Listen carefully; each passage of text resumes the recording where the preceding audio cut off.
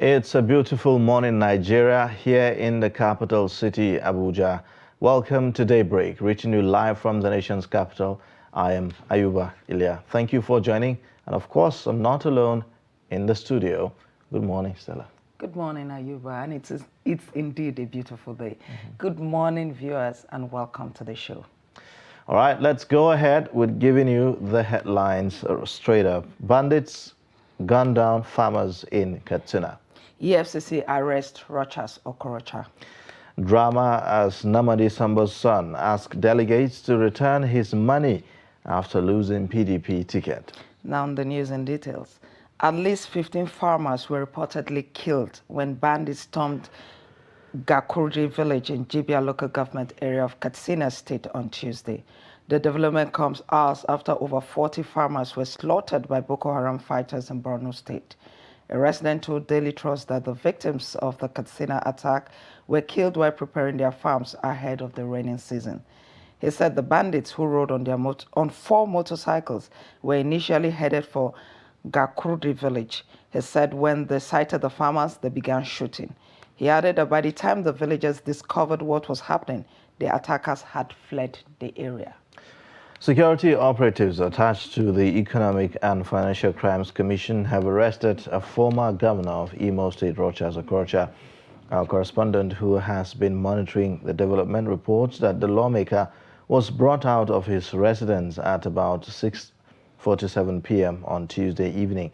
Several gunshots and tear gas canisters were fired to disperse angry supporters of the lawmaker before he was finally arrested.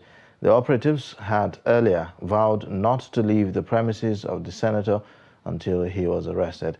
According to an official of the anti-graft agency, Okorocha will be taken to the headquarters of the commission, where he will be until May 30th, when he will be arraigned in court. Operatives of the EFCC had earlier surrounded the APC presidential aspirant's private residence in the capital city, Abuja. The mission of the operatives couldn't be immediately ascertained, but the lawmaker, while addressing journalists, said he wondered why the security agencies will hold him hostage and prevent him from participating in the screening of the all progressive, that's the APC presidential aspirants. But reacting to the siege, the EFCC, in a statement by its spokesman Wilson Owujaren, said that the move followed the alleged refusal of the former governor to honor several invitations extended to him after jumping the administrative bail earlier granted him by the commission. Owujaren recalled that the EFCC had, on January 24, 2022, filed a 17-count charge bordering on diversion of public funds and properties to the tune of 2.9 billion naira against Okorocha. He said that the case was assigned to Justice Inyang Ekwo of the Federal High Court, Abuja, but attempts to arraign Okorocha was twice stalled owing to the absence of the ex-governor who evaded service of processes. Ayuba, that was a serious drama yesterday, right? A huge one. You know, let me begin with the sad incident in Borno State where, you know, about 50 farmers were killed. It's highly condemnable. It's sad. It's unfortunate. And, you know, we only pray that, you know, it looks like just numbers, but these are actually families. These are people's fathers, mothers, uncles, you know, and I mean, it's highly condemnable.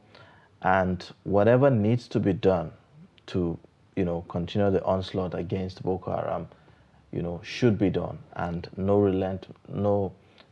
efforts should not be relented in achieving that. So first of all, that's it for me. You know what bothers me is the fact that these are just normal, innocent Nigerians that struggle day after day to take care of themselves and their families.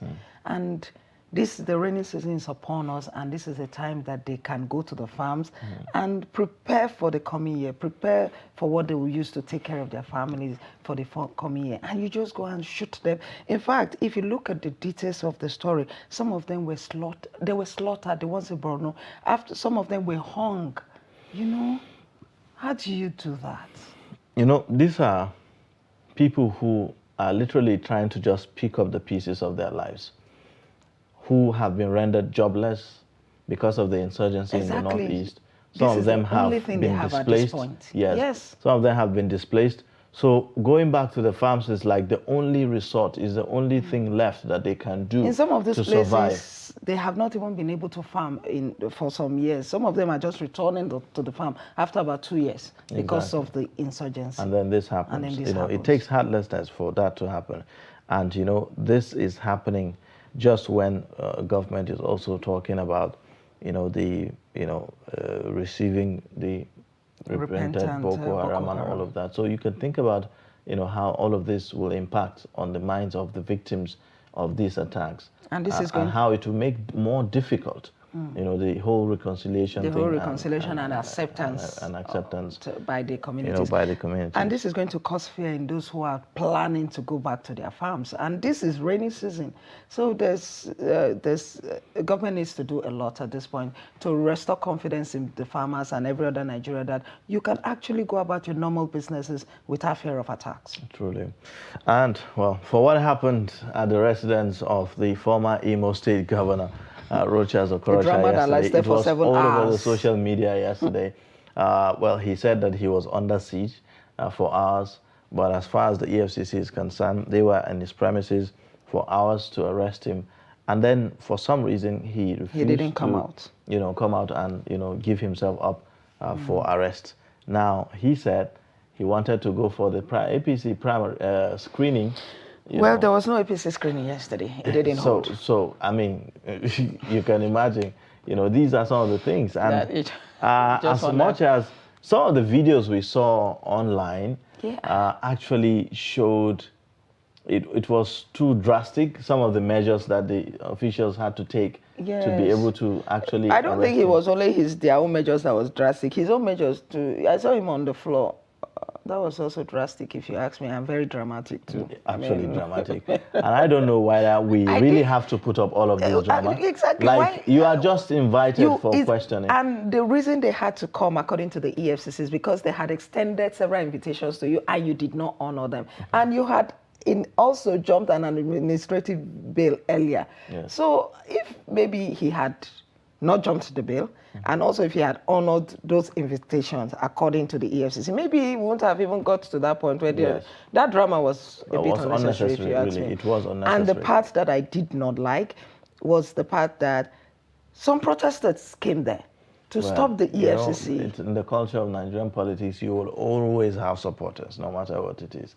You will always have supporters. No, but they end up escalating these things. Yes, and they wanted to actually deter, the officials from actually arresting Did they think they were capable of doing that? Did they have such? I mean, I was a bit worried when a reporter of the Daily Trust that was monitoring the event sent in an update saying that because of those protesters, they had to shoot fire tear gas to disperse them, and that everybody was not fire shots as well. and everybody was not scampering for safety. And I'm asking, was that necessary? It wasn't necessary, really. It wasn't really necessary. And for they even had to break into his house, from the ceiling. I mean, from the ceiling, for them to be able to make his arrest. I mean, it was really unnecessary. And Ayuba, for somebody who is seeking to the highest position in the land, I think that honoring EFCC invitation is just and proper. But again, I mean, I feel you like lead by example, right? Yes,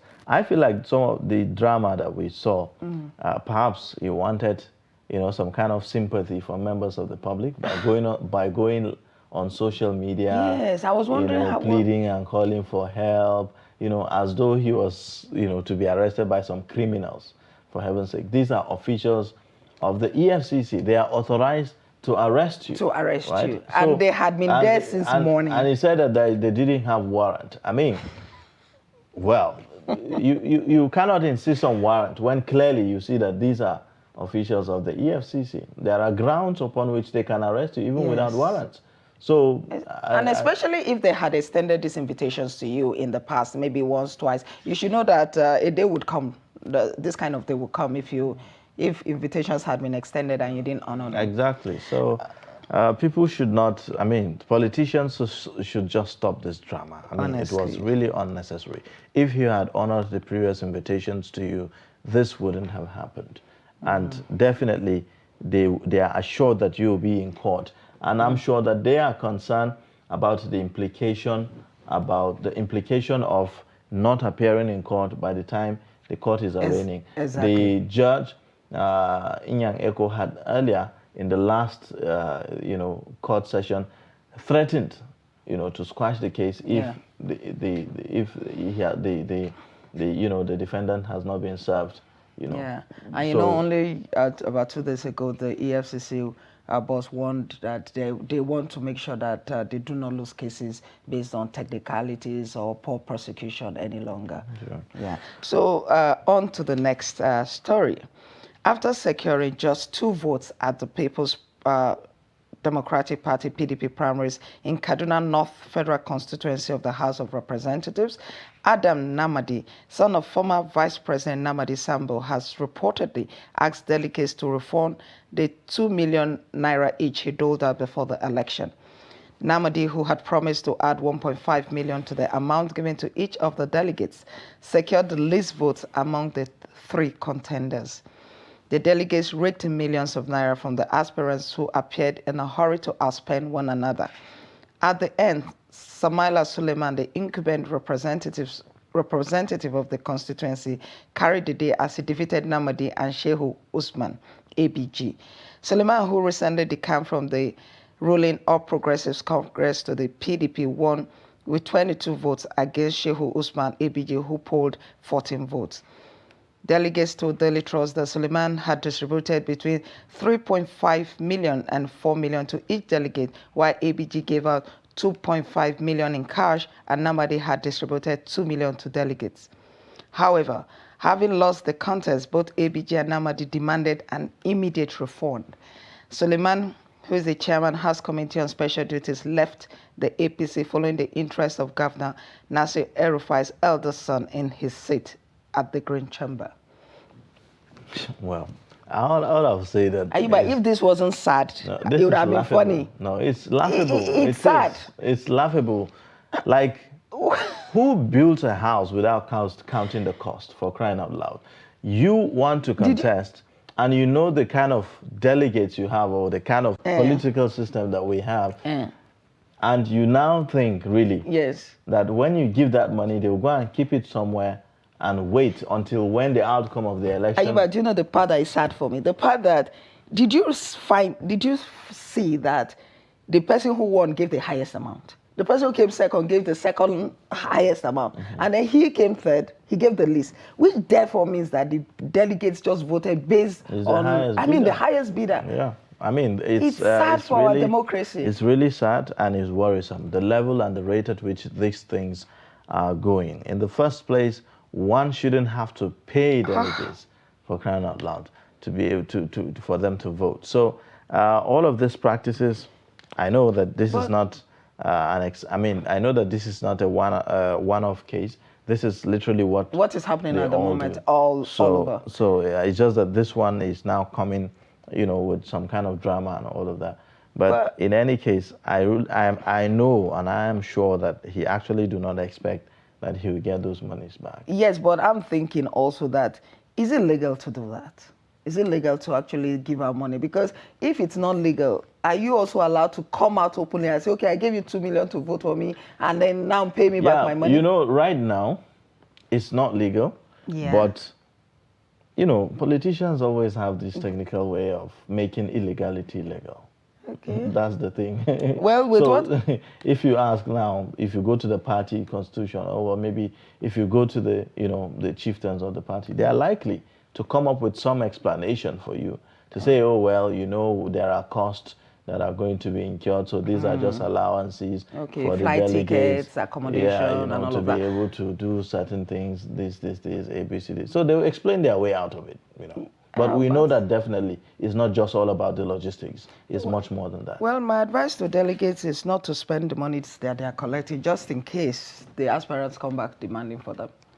Like has happened in this case. It's unfortunate. It's very unfortunate. Really. All right, now let's take a look at some more stories. At least 20,700 bags of NPK fertilizer are to be sold to farmers at the subsidized rate of 10,000 naira each in Nasarawa State. Governor Abdullahi Sule of the state stated this while inaugurating sale of the product to farmers for 2022 farming season in Lafia. Let's take a look at this report put together by Abubakar Abdullahi.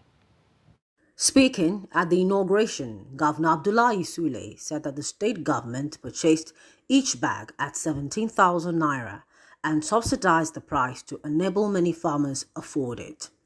In the market, you are now buying at 17,000. We have bought ours close to that. But since my father, the Emir of Lafia, is also a farmer, we will sell it to you at 10,000 naira.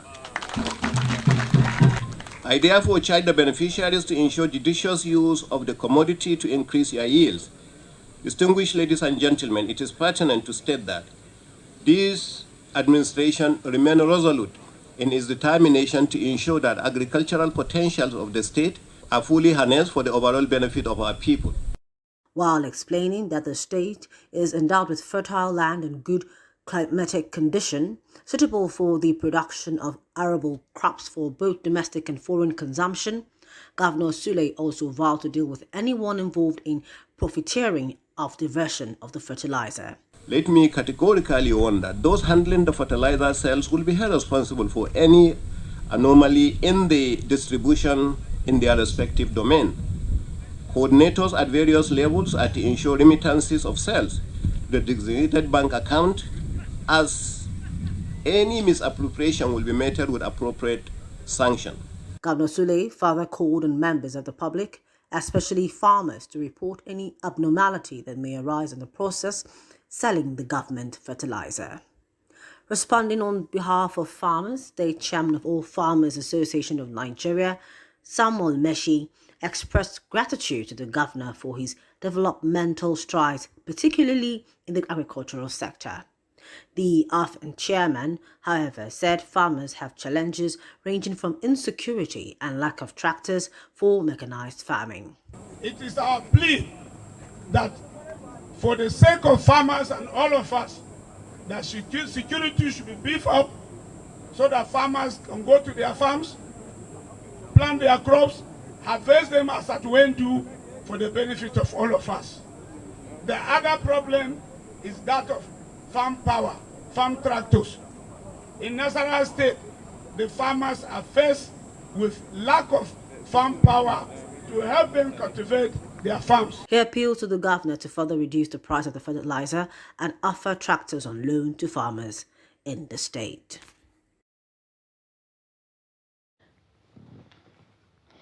Thank you, Abubakar Abdullahi, for that report. That's a good one. Fertilizer, subsidizing fertilizer at this point, right? True. I mean, this is just what farmers need, isn't it? For us to be able to boost food production. You know, right now, the numbers are not in our favor when it comes to food production. Yeah. And so for self-sufficiency's sake, we need to actually bring up these interventions.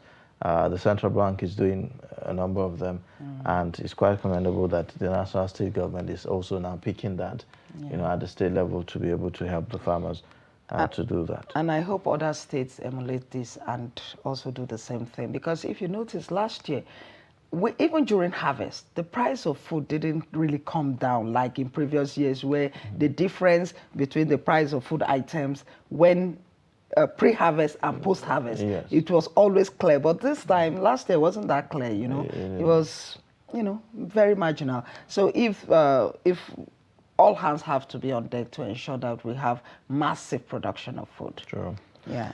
So on to the next report. United Nations Children Education Fund says it will scale up its education support in conflict-affected communities in Borno State to ensure that children, especially girls, have access to education.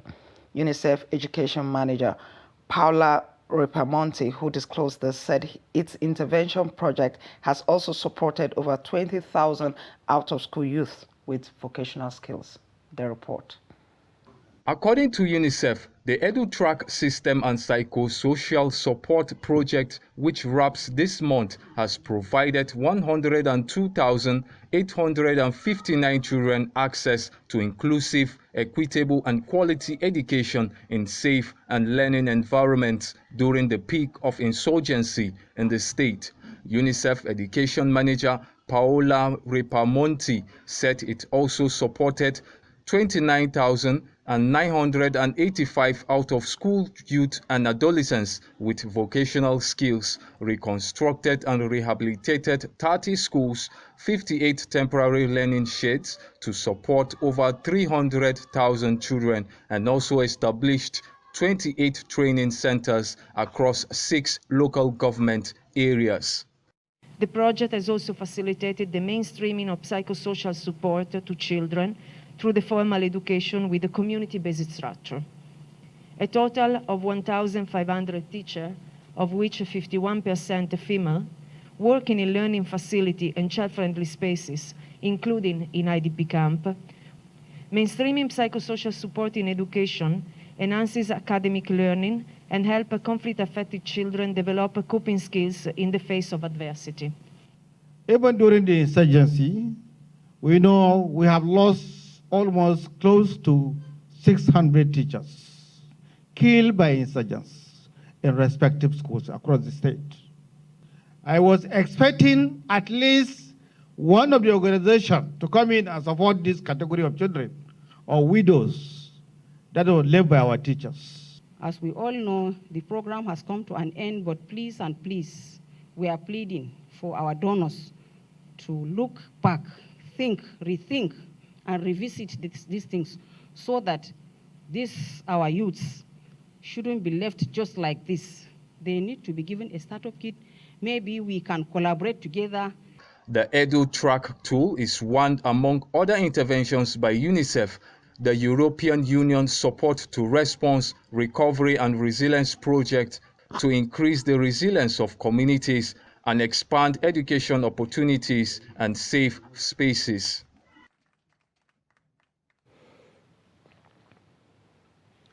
Well, another one from our correspondent in Maiduguri, Beatrice Kurutsi, and that's quite a commendable one, seeing what UNICEF. The UNICEF is doing.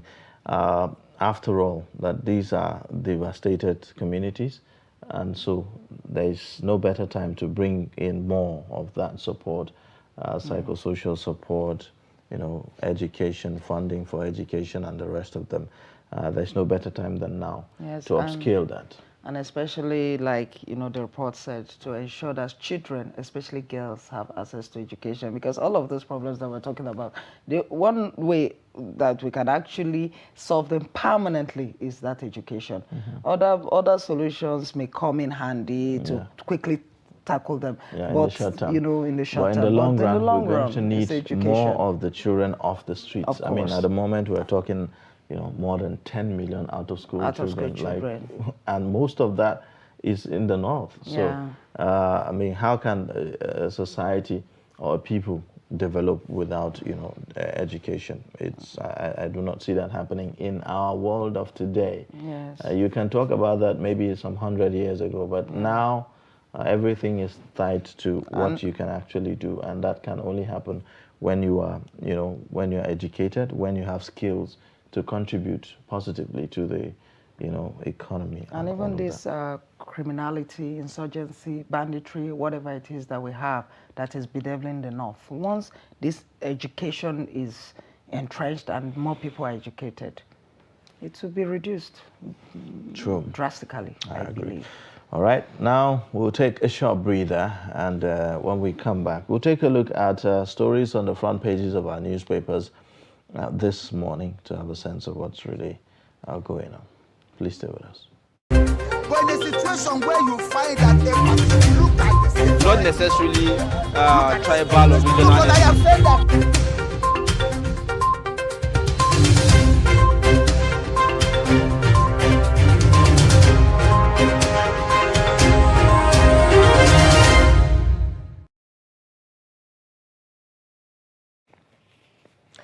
All right, thanks for staying. Now, let's take a look at the papers, the dailies on Daybreak.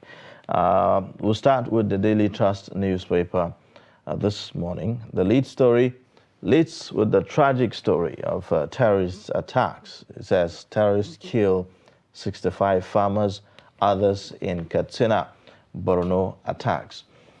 You also have the writers that says Boko Haram slaughter 50 in Ran, injure many. I'm yet to be briefed, police commissioner says. Our people under siege, says Rep. Gimba. 15 killed, over 100 cows rustled in Jibia, that's in Katsina State. And this is happening simultaneously. You have also the pictorial showing you EFCC operatives taking Rochas Okorocha from his Maitama residence yesterday. Wow, it's quite an embarrassing one. Yeah. Beside that, you see EFCC arrest Okorocha after 7-hour siege. School feeding FG to spend 999 million naira daily on 10 million pupils. And then you also have Abuja Kaduna train attackers give conditions to federal government. The other story at the very bottom is the story about the killing of a woman in Anambra State by IPOB members, allegedly though. I'm now left with nobody. Husband of woman killed with 4 kids by IPOB. The writer says ACF, that is the Area Consultative Forum, the Northern Elders Forum, and the Christian Association of Nigeria condemn killings. They demand decisive action from Southeast governors. You'd find all of that details on page 6 of the Daily Trust newspaper this morning. And then below the masthead there, you'd see presidency, 811 delegates to decide Atiku, Saraki, Obi, others' fate. CBN raises interest rate to 13%. These are the stories on the front page of the Daily Trust newspaper this morning. And, you know, quite sad. While all of this is happening, finally the Abuja Kaduna train passengers abductors have spoken publicly and now. making public their demands. Yes, and what they're actually demanding from the government for them.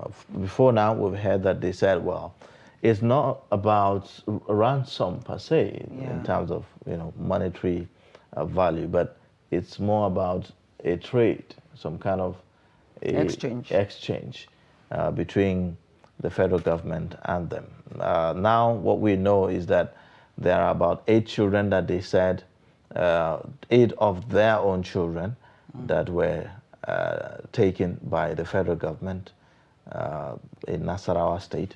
And so they want the release of those children, and that if, you know, the government yields and exchange the 8 children, then they can release some of the passengers. Yes, not all of them. Not all.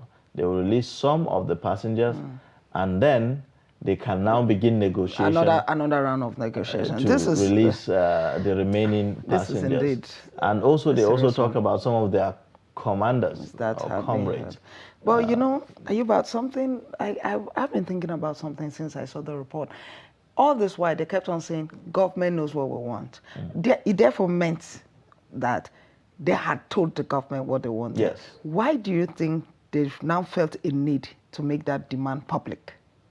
So my guess is perhaps they want maybe members of the public to put pressure on the government to be able to do that. Because it doesn't look like it's what the government really wants to do, because I'm sure that the government have met them and they've tabled all this before the government, requests before them and all of that. So, well, it's very unfortunate because these people have continued to stay with the captors, and nobody knows the state in which many of them are. There may be some of those hostages that have some health conditions, and maybe some of them require weekly treatments to visit their doctors. All of that they cannot do now because they're in captivity. Exactly. Well, we don't know. Well, the experts will be the best to exactly actually talk how about government all of can these go things. about this one. Yes, how they can because go about the fact this. that they are saying release these guys to us and then we'll release some persons and then we'll come back again with another round of negotiation. It's the tough one. It is. It is. It is a tough one. I hope in any case that those that have been abducted in that train, I mean, are released as soon as possible.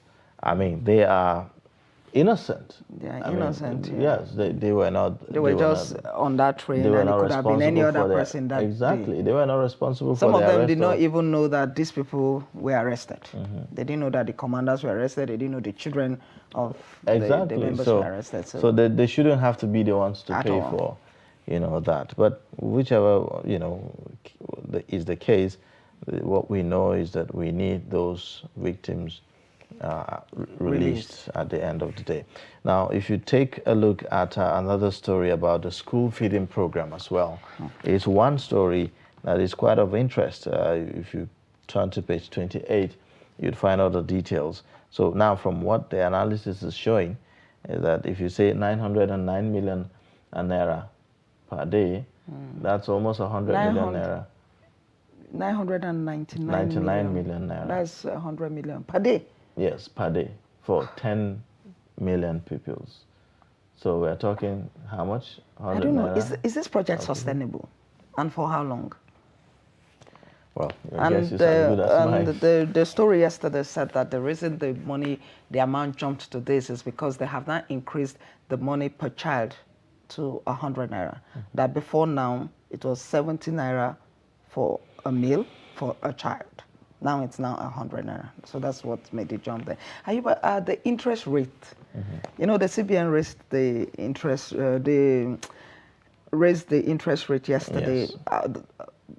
That was after about 2.5 years. Yes, for the first time. Yes, for the first time. To 13%. From 11.5% to 13%. I hope the reason they gave for that is that it's going to help curb inflation. I hope that happens, really. I hope so, too, in the long run. Yes. Of course. They said that by the time this happens, not too many people will go and borrow money, and so there won't be a lot of money chasing fewer items, and that way inflation will come down. So I hope that happens, because actually the last inflation figure was a bit high. It was. It was. Yeah. Well, we'll see. We'll see how all of this happens. And, well, let's take a look at some more papers. Maybe we'll take a look at Business Day. Businesses face higher loan costs on CBN's rate hike. LBS retains sports as Africa's top business school. And you know the Business Day, they are not known for having too many headlines on their front page.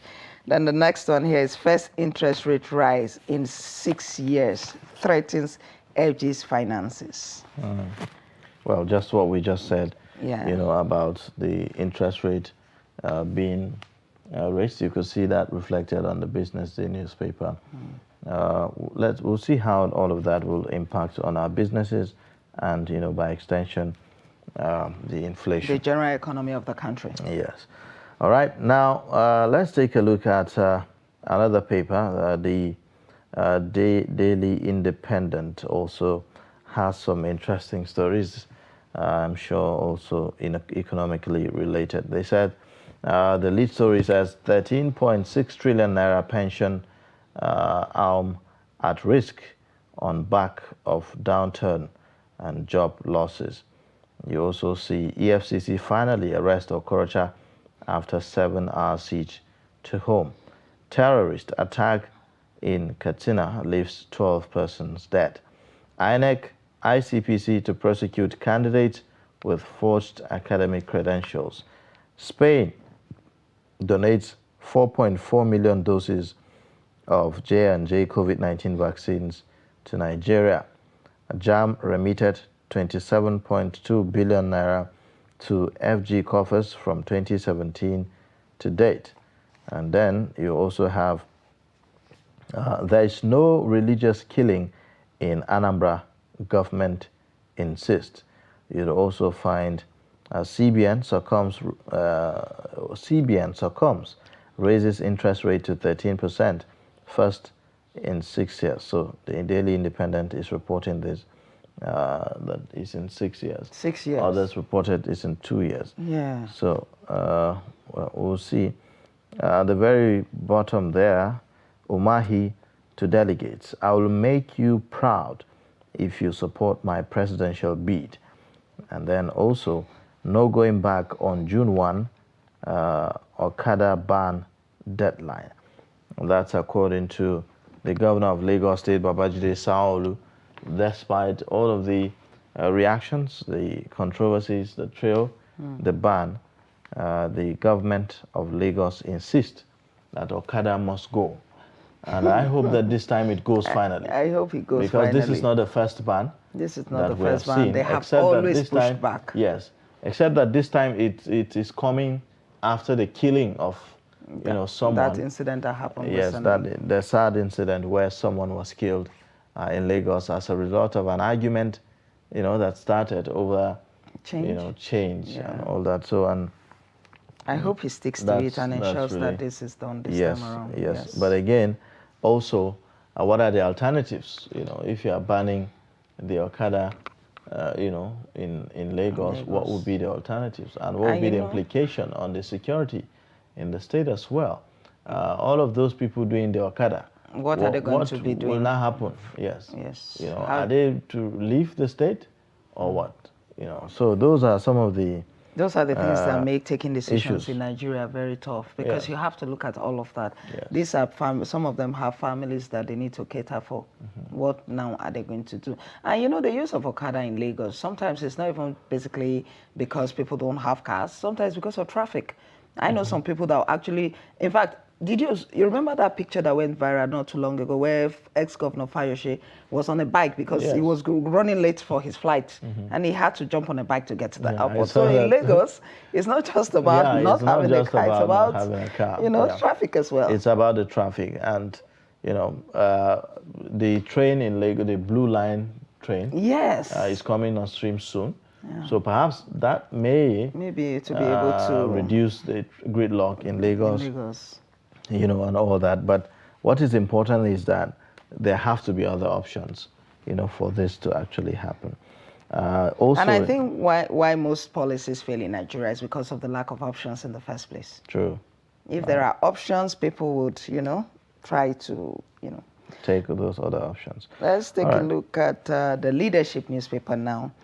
The top story of the Leadership says, as governorship primaries kick off, 300 APC PDP aspirants beg delegates for party tickets. Then we have at the side, Bala Mohammed poised to upstage Atiku, Ayim, Saraki, others. That will be for the PDP primaries. Then we also have this story here that says, EFCC invades Okorocha's Abuja house for jumping bail. Navy celebrates 66 years of securing Nigeria's maritime sector. Above the masthead, we have governors meet on local government financial autonomy today. First time in 3 years, CBN raises interest rate to 13%. Then this story on the attacks again. Terrorists kill 57 as bandits give ultimatum on train passengers. I see the begging, these delegates will continue to be the most important people in parties. In this season, anyways. But they should enjoy it because it will soon end. By the end of next week, by latest June 3rd. Saturday. Anyway, Saturday. This Saturday, Sunday, this weekend. Anyway, the INEC deadline is June 3rd. So whatever, by June 2nd, all the delegates, they should just enjoy this moment because after June 3rd, I don't know. Well, but by saying they should enjoy, I hope. No, I'm not saying they should collect the money. I'm not saying they should. As a matter of fact, what I want them to do is to recognize the power that they have at this point and use it judiciously. Use it to bring the change that we need. Because these same people are part of the citizens who will complain later if we have bad leadership. So now is the time. You have the power, you have the yam, you have the knife. Go and vote for that person that you believe can cause change. Yes, I agree totally with that. Not about collecting somebody's money and then the person will not win. The person will ask you to return it. All right. Well, would also see other stories on the front page of the leadership. The Nigerian Navy celebrates 66 years of securing Nigeria's maritime sector. The Nigerian Air Force is also celebrating 58 years, let's not forget, of service. So it's quite commendable. I think that at this point, we should congratulate our Armed forces. Yes, our armed forces, our gallant men and women in uniform who have dedicated their lives to securing the borders of this country, whether it be the air, whether it be the sea or the land, and whichever way they have made those contributions. We really appreciate them for what they do and the sacrifices that they put. I think sometimes we don't celebrate them enough. Yes. So it's a good thing they have this week, these days, so that no matter how busy Nigerians are, they can actually pause and say, okay, yes, this is their day, and let's thank them for for all that they do for us. It's worth it. What they are doing is sacrifice. What they are doing is service to humanity. And I think that all reasonable Nigerians should appreciate what they are doing. All right. Now, if you take a look at other stories on the leadership newspaper, I do not understand how the whole interest rate thing is having why we're having several different figures. Yes. Because it was a press briefing. After the meeting, the governor addressed the press. So I'm surprised that we're having 6 years, we're having 2.5 years, we're having 3 years. Yeah. Anyway, all right, the point is interest rate has been increased. Increased, that's the most important. Yeah. All right, let's take a look at other papers this morning. And the Blueprint newspaper this morning also leads with a political story. It says, well, not political per se, but about the attack in Anambra. It says, alleged killing of northerners. Anambra government cautions on reportage. CNG Khan warn on conspiracy of silence. No ethno-religious killings. Let's guard against further national tension. ANSG. It says indigents suffer more casualties. We must speak up. North can no longer be passive. AYCF. Let's avoid vengeance. And that's Jide. You will also find beside the pictorial PDP primaries, Dino lose Senate tickets. And then you'd find also why we nabbed Okorocha on APC screening day, according to the EFCC. Presidential primaries. Ex-governors urge APC, PDP, others to put Nigeria first. These are the stories on the Blueprint newspaper. Now, let's take a look at This Nigeria. This Nigeria newspaper also leads with similar stories. It says INEC leads with the Okorocha saga. It says 2.9 billion naira fraud allegation. Drama as Okorocha, ex-Imo governor, arrested. The writer says EFCC tear gases, protesters guessed bust ceiling to effect arrest after 10-hour siege. He refuses to honor invitation, according to the EFCC. Another story there, above the lead story, says PDP National Assembly primaries. TJ Yusuf floors Dino, ex-VP Sambo's son. Others defeated. INEC to prosecute candidates with forged credentials. And then school feeding. FG to spend 999 million daily on 10 million pupils. Referendum. Abuja court joins Biafra group in CNG suit. You also see a strike. FG begs ASU to pay 34 billion naira minimum wage adjustment arrears to varsity other lecturers. These are the stories on This Nigeria this morning. All right. Steady drama on... yes, on Rochas or Okorocha.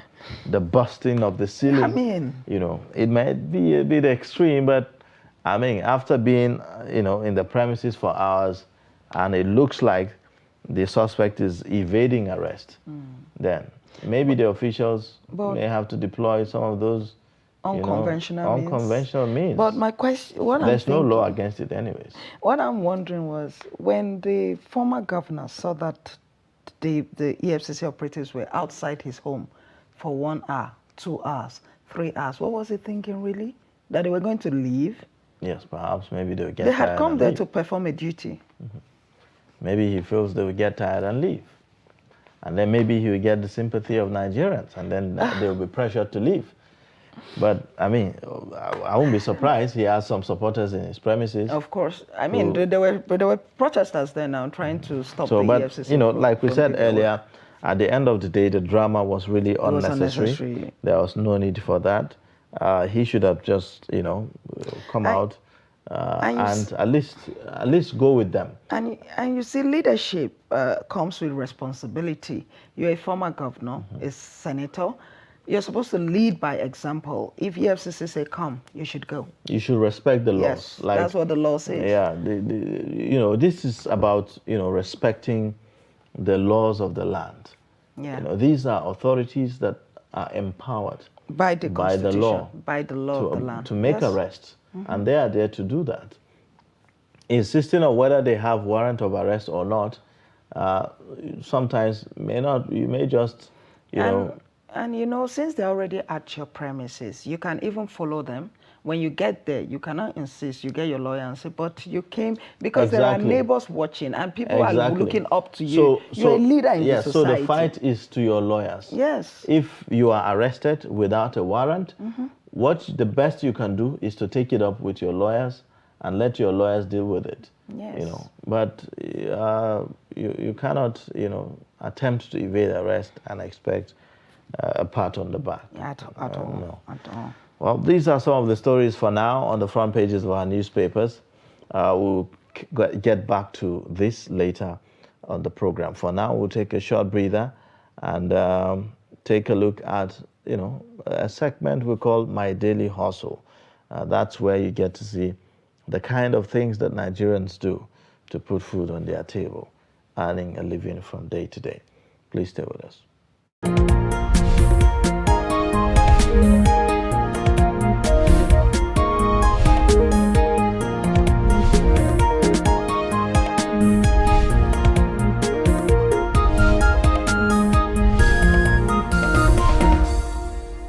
Sunana Isa Muhammad, kuma ni mutumin Kano ne, ma'aikacin mota ne.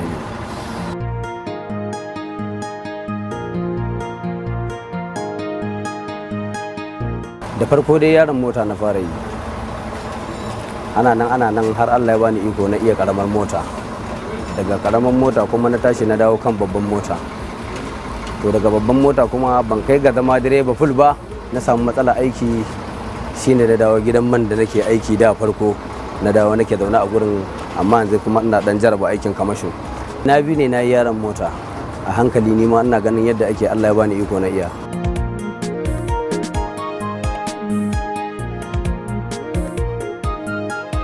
A Kano sana'a nake kala-kala ba da ban iya ba. Na yi kafinta, na yi aikin gini, sannan kuma na yi aikin boss a Kano again. Shine na dawo nan gaba ɗaya da aikina, kuma nan yanzu ina zaune da iyalaina. Ba ni da aure lokacin da nake a Kano. Ina garin nan, ina nema, Allah har ya bani iko ne aure. Kawai wannan yanayi ne na rayuwa, ka san kana zaune kana nema, wani in ya zo zai iya baka shawari akan ga wata harkar nema ta taso, in za ka iya ka zo mu je, za ka iya biyo shi, to sanadi kenan. Shawari ne na nema ai, kuma na samu ci gaba, tunda ina zaune sakamakon zuwa na garin nan har na da iyali na garin nan. Da farko dai yayana ne ya kawo ni, shi ya fara towa da ni harkar nema. To da kuma Allah ya sa Allah ya zama na nan, zama ya daɗi har Allah ya bani iko na da iyalina.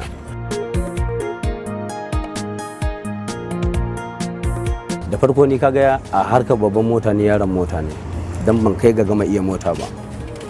na yi yaron moto tun ina jiniyo na zo siniyo har ya zama ni ne na 3 a mota har ya zo ma na zama na 2 a mota. Aka samu matsala da mai gidana, Allah ya sa ya aje motarsa, ni ma dai tun daga nan Allah bai bani iko na koma kan wata mota ba. Nake zaune a nan, amma yanzu ma a jikin motar nake ci tun da harkar kamasho nake yi. Ina ba da kayan Lagos, ina ba da na Port Harcourt, Kano, Kaduna, duk inda Allah ya ba da iko dai ina badawa inda na samu.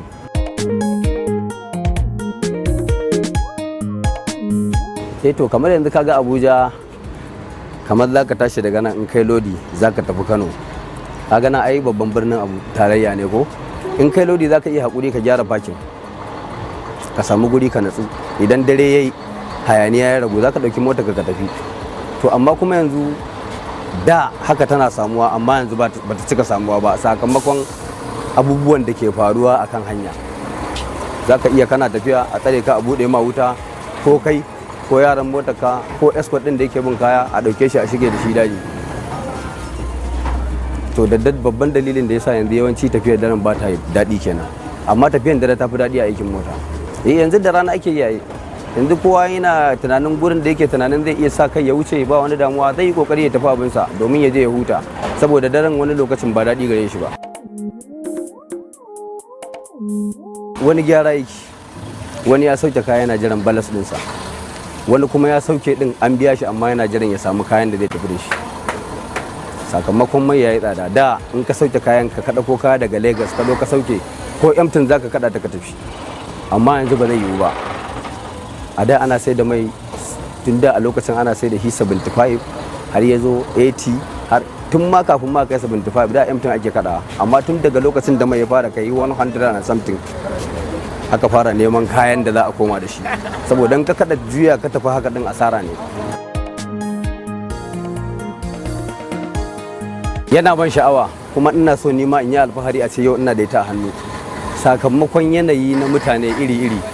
Kai idan ka zo gurin wani halinsa daban da naka, ko ba haka bane? Na yi aiki ya kai kusan mutum 4, amma ban samu wanda Allah ya sa na iya mota a hannunsa ba, sai mutum 1 shine wanda tun da aka karɓa motarsa nima na zauna na haƙura, saboda shi ya nuna min kishi akan harkata. Duka gaba ɗaya harkar rayuwa haƙuri ne kawai, ana haƙuri da abin da ya sauka ne. Wani abin kana so ka yi shi ba zai yi gurin ka ba, saboda sakamakon kai baka da karfin yinsa, dole sai dai ka yi iya daidai karfin ka.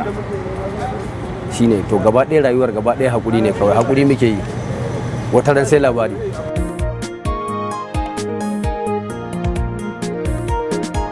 Gaskiya yara na ba sa makaranta, amma suna lesson, sakamakon bani da karfin sa su makaranta gaskiya. Na ɗaya, ina so su yi ilimi, domin ina da halin da za su yi ilimi, zan so su yi ilimi, ko ba haka bane? Idan kuma Allah bai bani ikon da zan samu damar da za su yi ilimi ba, ko sana'ar da nake in suka koya, good and fine.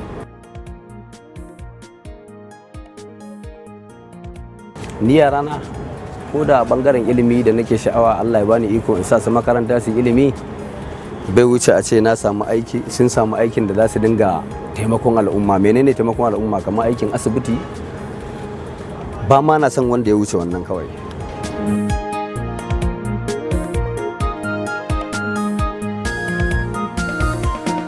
Matsaloli yanzu gaskiya na rabu da yi, da abin da na sani ba shi bane yanzu. Tun ina jiniyo har na zo siniyo, har na zo ni ne na 2 a mota,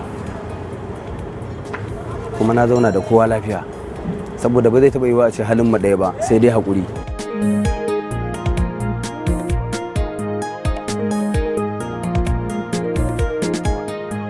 Matsaloli ba wani abu bane, in ka zo jikin mota aiki abu ɗaya ne, ka tsaya ka natsu, ka san wa kake zaune da shi, a hankali zaka karanci halin kowa, zaka san yadda zaka zauna da kowa, ko da wani na da matsala ka san yadda zaka yi ka zauna da shi, shine kawai. Ni ba wani abu da na sani wanda ya wuce wannan a harka aiki na zamantakewar tare, haƙuri ne kawai.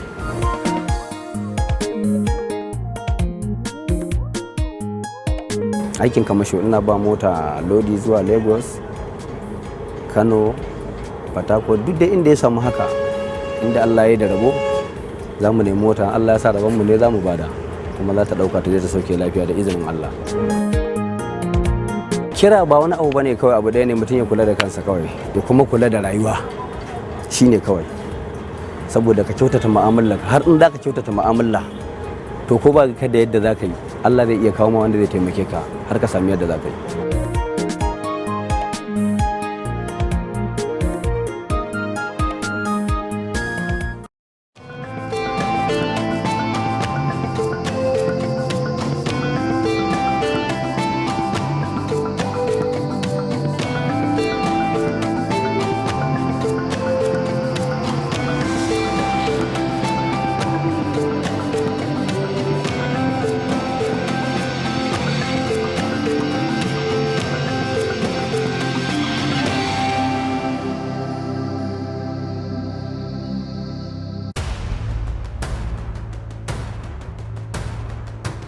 Welcome to Inside Abuja.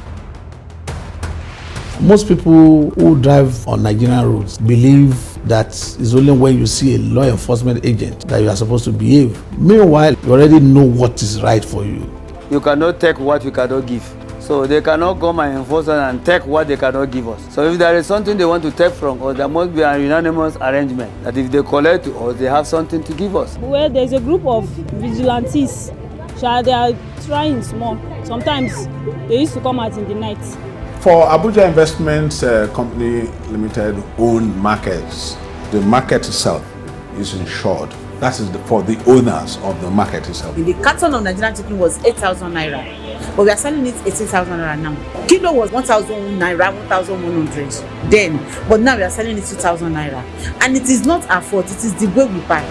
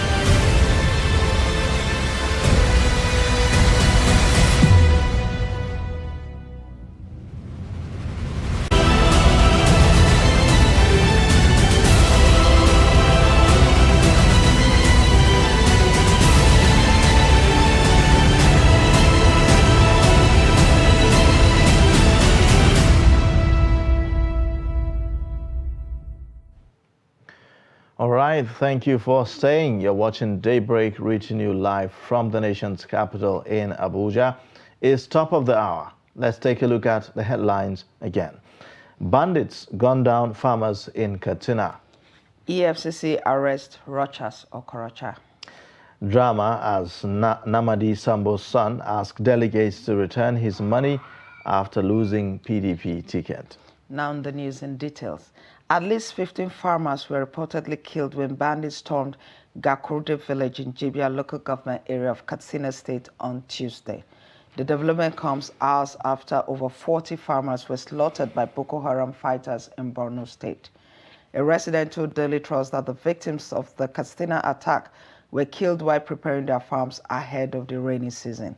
He said the bandits, who rode on 4 motorcycles, were initially headed for Gakurdi village. He said when they sighted the farmers, they began shooting. He added that by the time the villagers discovered what was happening, the attackers had fled the area. Now, the security operatives attached to the Economic and Financial Crimes Commission have arrested a former governor of Imo State, Rochas Okorocha. Our correspondent, who has been monitoring the development, reports that the lawmaker was brought out of his residence at about 6:47 p.m. on Tuesday evening. Several gunshots and tear gas canisters were fired to disperse angry supporters of the lawmaker before he was finally arrested. The operatives had earlier vowed not to leave the premises of the senator until he was arrested. According to an official of the anti-graft agency, Okorocha will be taken to the headquarters of the commission, where he will be until May 30th, when he will be arraigned in court. Operatives of the EFCC had earlier surrounded the APC presidential aspirant's private residence in the capital city, Abuja. The mission of the operatives couldn't be immediately ascertained, but the lawmaker, while addressing journalists, said that he wondered why the security agents will hold him hostage and prevent him from participating in the screening of the APC presidential aspirants. But reacting to the siege, the EFCC, in a statement by its spokesman, Wilson Owujaren, said that the move followed the alleged refusal of the former governor to honor several invitations extended to him after jumping the administrative bail earlier granted him by the commission. Owujaren recalled that the EFCC had on January 24, 2022, filed a 17-count charge bordering on diversion of public funds and properties to the tune of 2.9 billion naira against Okorocha. He said that the case was assigned to Justice Inyang Ekwo of the Federal High Court, Abuja, but attempts to arraign Okorocha was twice stalled owing to the absence of the ex-governor who evaded service of processes. Now, after securing just 2 votes at the PDP primaries in Kaduna North Federal Constituency of the House of Representatives, Adam Namadi, son of former Vice President Namadi Sambo, has reportedly asked delegates to refund the 2 million naira each he doled out before the election. Namadi, who had promised to add 1.5 million to the amount given to each of the delegates, secured the least votes among the 3 contenders. The delegates raked in millions of naira from the aspirants who appeared in a hurry to outspend one another. At the end, Sumaila Suleiman, the incumbent representatives of the constituency, carried the day as he defeated Namadi and Shehu Usman ABG. Suleiman, who recently decamped from the ruling All Progressives Congress to the PDP, won with 22 votes against Shehu Usman APG, who polled 14 votes. Delegates told Daily Trust that Suleiman had distributed between 3.5 million and 4 million naira to each delegate, while ABG gave out 2.5 million in cash and Namadi had distributed 2 million to delegates. However, having lost the contest, both ABG and Namadi demanded an immediate refund. Suleiman, who is the chairman, House Committee on Special Duties, left the APC following the interest of Governor Nasir El-Rufai's eldest son in his seat at the Green Chamber. All right, now let's take a look at more stories. Governorship aspirant under the People's Democratic Party in Kaduna State, Senator Yusuf Detti Baba Ahmed, has pulled out of the governorship primaries less than 24 hours to the election. The PDP primaries, which is scheduled for Wednesday, has 6 aspirants, including former governor of the state, Ramalan Yero, and former member of the House of Representatives, Isa Ashuru. Let's take a look. In a letter to the state PDP chairman Hassan Hayat in Kaduna, Baba Ahmed said credible and first-hand reports have proved that the PDP was yet to learn lessons going by the ongoing primaries in the state. Credible first-hand reports that have apparently proved that anticipated changes in our politics are yet to hold and lessons yet unlearned, as evidenced by ongoing primaries. I'm not comfortable that the way we are going about bringing out we're turning aspirants into candidates. Any right-thinking politician knows that we are taking ourselves way back into the darkness. This is very clear and very, very easy to see. Baba Ahmed, who ruled out joining the All Progressives Congress, stressed that unless checked, what was happening within the PDP could jeopardize its chances in 2023. For certain, I can tell you that APC is a party I will never, ever join. And the reasons are clear. The most corrupt government in Nigeria, who has brought the highest disunity and insecurity in Nigeria. I can clearly rule that out. If APC were to give me the ticket for presidency today, I will reject it immediately. Trust TV gathered from sources close to Baba Ahmed that the senator had made the decision to pull out of the race because money politics as displayed during the just concluded House of Assembly, House of Representatives and ongoing Senate elections was inconsistent with his ideology of how aspirants can emerge as party candidates. Lami Sadiq for Trust TV News. And from one political story to another, the 2023 political season is in full swing and politicians are using every trick in the book to get votes of Nigerians. Shamun Damek speaks to a politician and political analyst, Kule Lawa, on the use of slogans and its impact during campaigns. Let's take the report. Slogans have, over the years, been a major tool during political campaigns.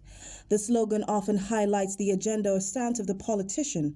However, is it the truth or just another tactic? I would say some of those slogans are not there to actually change voters' minds. The kind of slogans I've seen, which I kind of find funny, are things that actually are trying to mock another aspirant or try to show that they're different from the norm in a more, I wouldn't say democratic competition, but more in a, sometimes a party stance or I'm better than him. And you know, these messages do not actually intrigue voters. I think it's more of an ego rush between two chickens. Sing-song slogans are often chanted in rallies by excited Nigerians, but do they actually believe what they chant? And most importantly, how much does the slogan play in influencing the decision of the voters? A presidential candidate has the unifier. Somebody has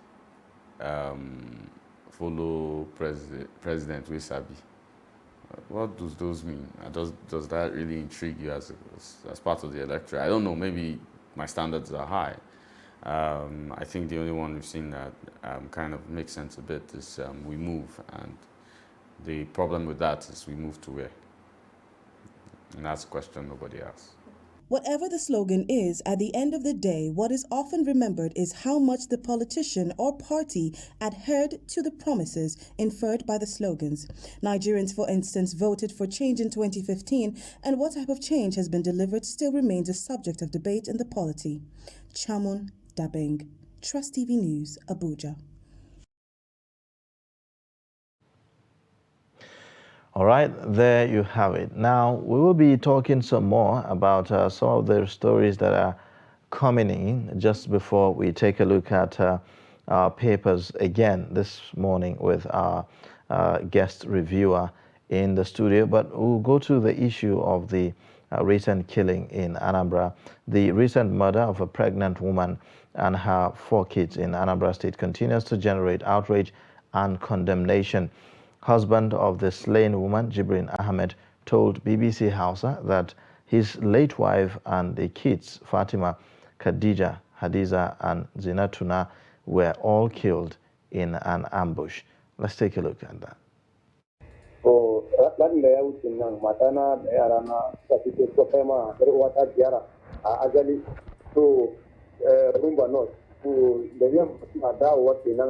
Last week, my wife and her children paid homage to my sister in Orumba North local government.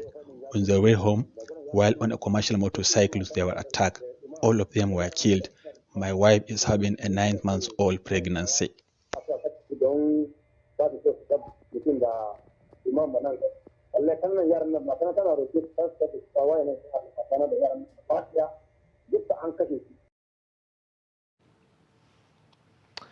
Well, that's quite sad. One will say this is one attack too many. Yeah, I mean, look at those children. How do you do that? It's inhumane.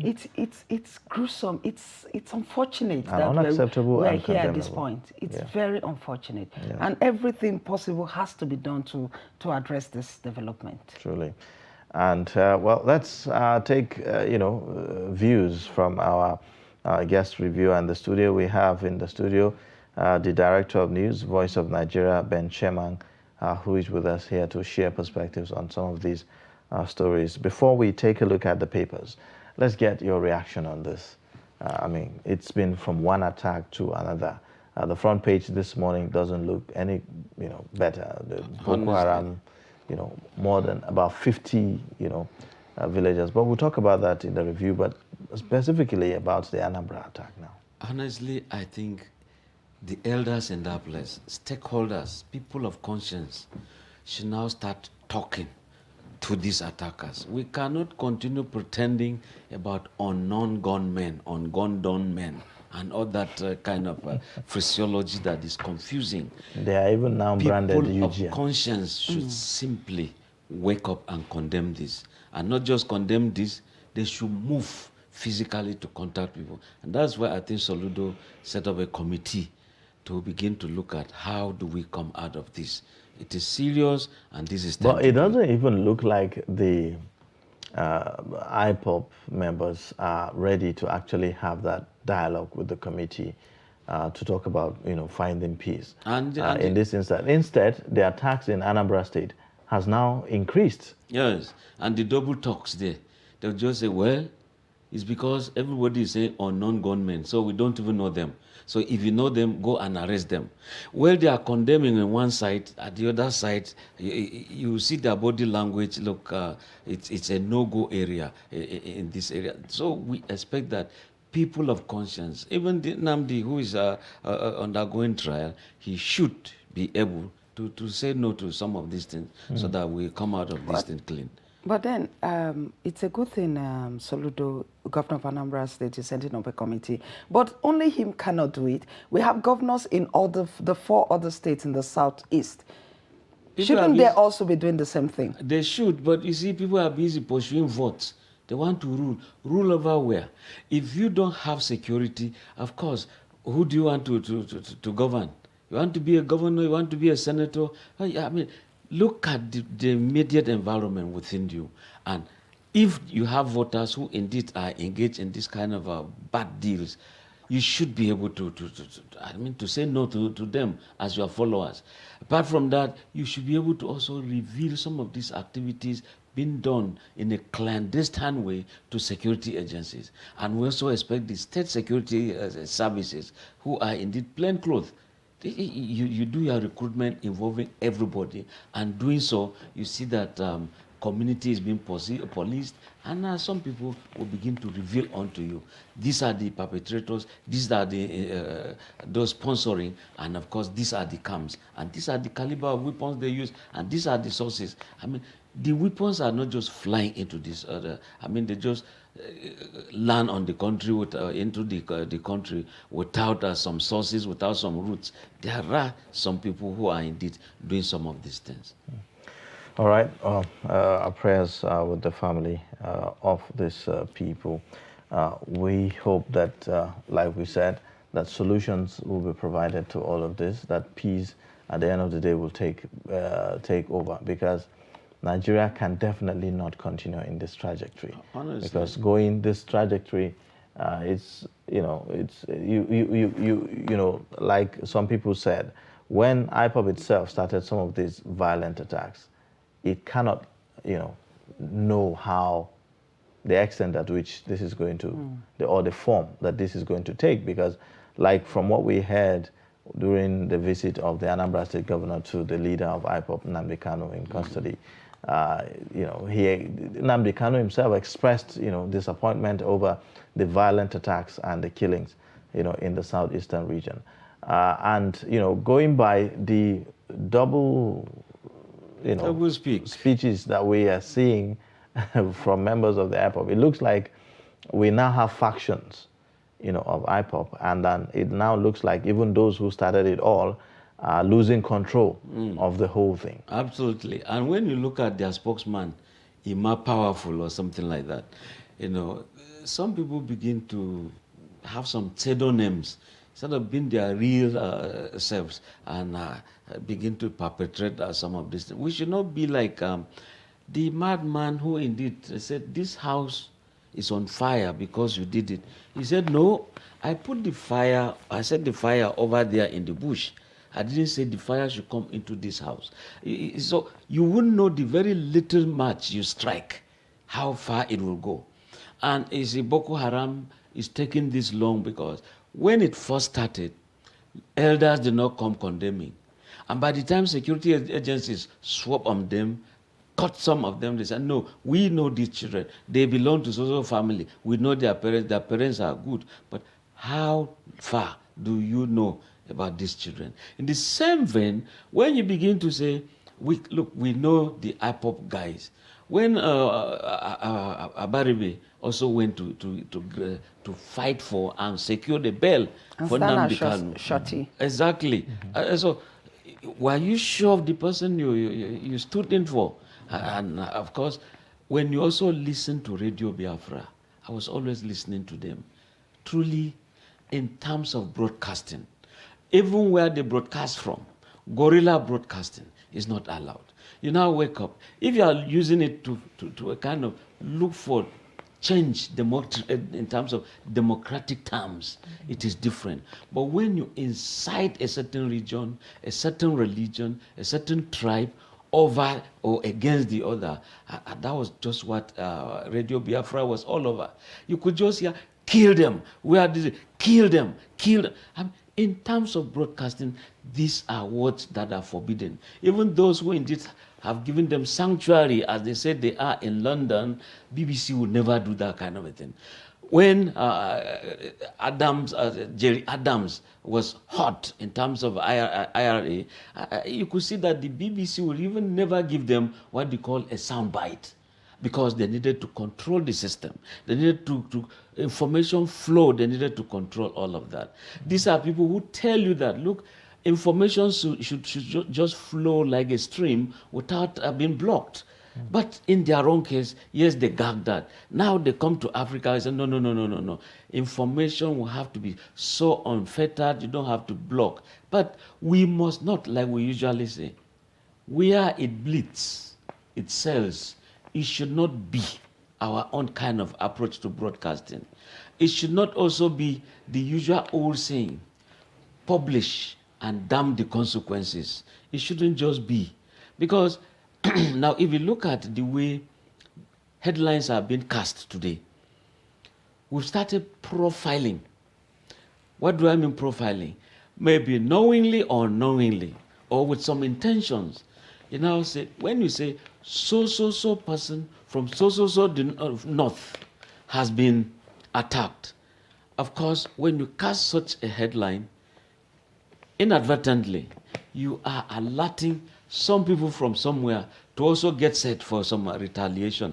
I think that we should see life as sacrosanct, as precious, that an attack on anyone, irrespective of religion, tribe, or whatever, that attack on one is an attack on all. Okay. If we hold that view, I think that it will help us in Nigeria. Okay. A lot of people, now that IPOP these days keeps coming out to say we're not responsible, a lot of Nigerians are saying that if they were indeed not responsible, then the attacks should have been reducing, because they would have been able to help in the fight against the problem in that region. Absolutely, because if you look at this sit at home approach to this strike, okay, now we expected that they said the moment Kanu would appear in court that day, don't open the market, stay at home. But it's now taking longer. It's taking a toll on the economy of the East. But not just the economy. Life is that precious that some people of even Igbo extraction would now want to go earn their living, rightful living. You see that they have been attacked. So when people of righteous minds now fail to condemn, fail to take action, and of course we have the security operatives who indeed it is their duty. Let us know if the political solution is not yet on ground, because we're talking of election. If you take some actions that are inimical to your political career, you could be voted out. That is some of the political considerations that are hindering some of these activities. But I tell you that sometimes when you have this kind of a bad situation and you show how a man you are, how a big woman you are in terms of control, to ensure people are panel beaten to fall into line, you see that it is also a plus when it comes to elections. And so we should not just be handling big issues with kid gloves and we think that it's better for Nigeria. It's not yet better. All right, well, let's go more in-depth now into the newspapers, the stories on the front pages. We'll begin with Daily Trust newspaper. It leads with the tragic incident in the northeast and also in the northwest, where you have terrorists killing 65 farmers and others in Katsina and Borno attacks. It says, the writer says, Boko Haram slaughter 50 in Ran, injure many. I'm yet to be briefed, police commissioner says. Our people under siege, says Rep. Jimba. 15 killed, over 100 cows rustled in Jibia. And then that's in Katsina State. You take a look at the pictorial. There it shows you the squabble that happened yesterday while the former governor of Imo State was attempting to evade arrest when the EFCC officials went to his home. And, for hours they were there in the premises, but he never wanted to, submit himself up. So that caused a lot of drama and a lot of buzz on social media yesterday. Now, you also find other stories beside that. School feeding FG to spend 999 million naira daily on 10 million pupils. And then Abuja, Kaduna train attackers give conditions to federal government.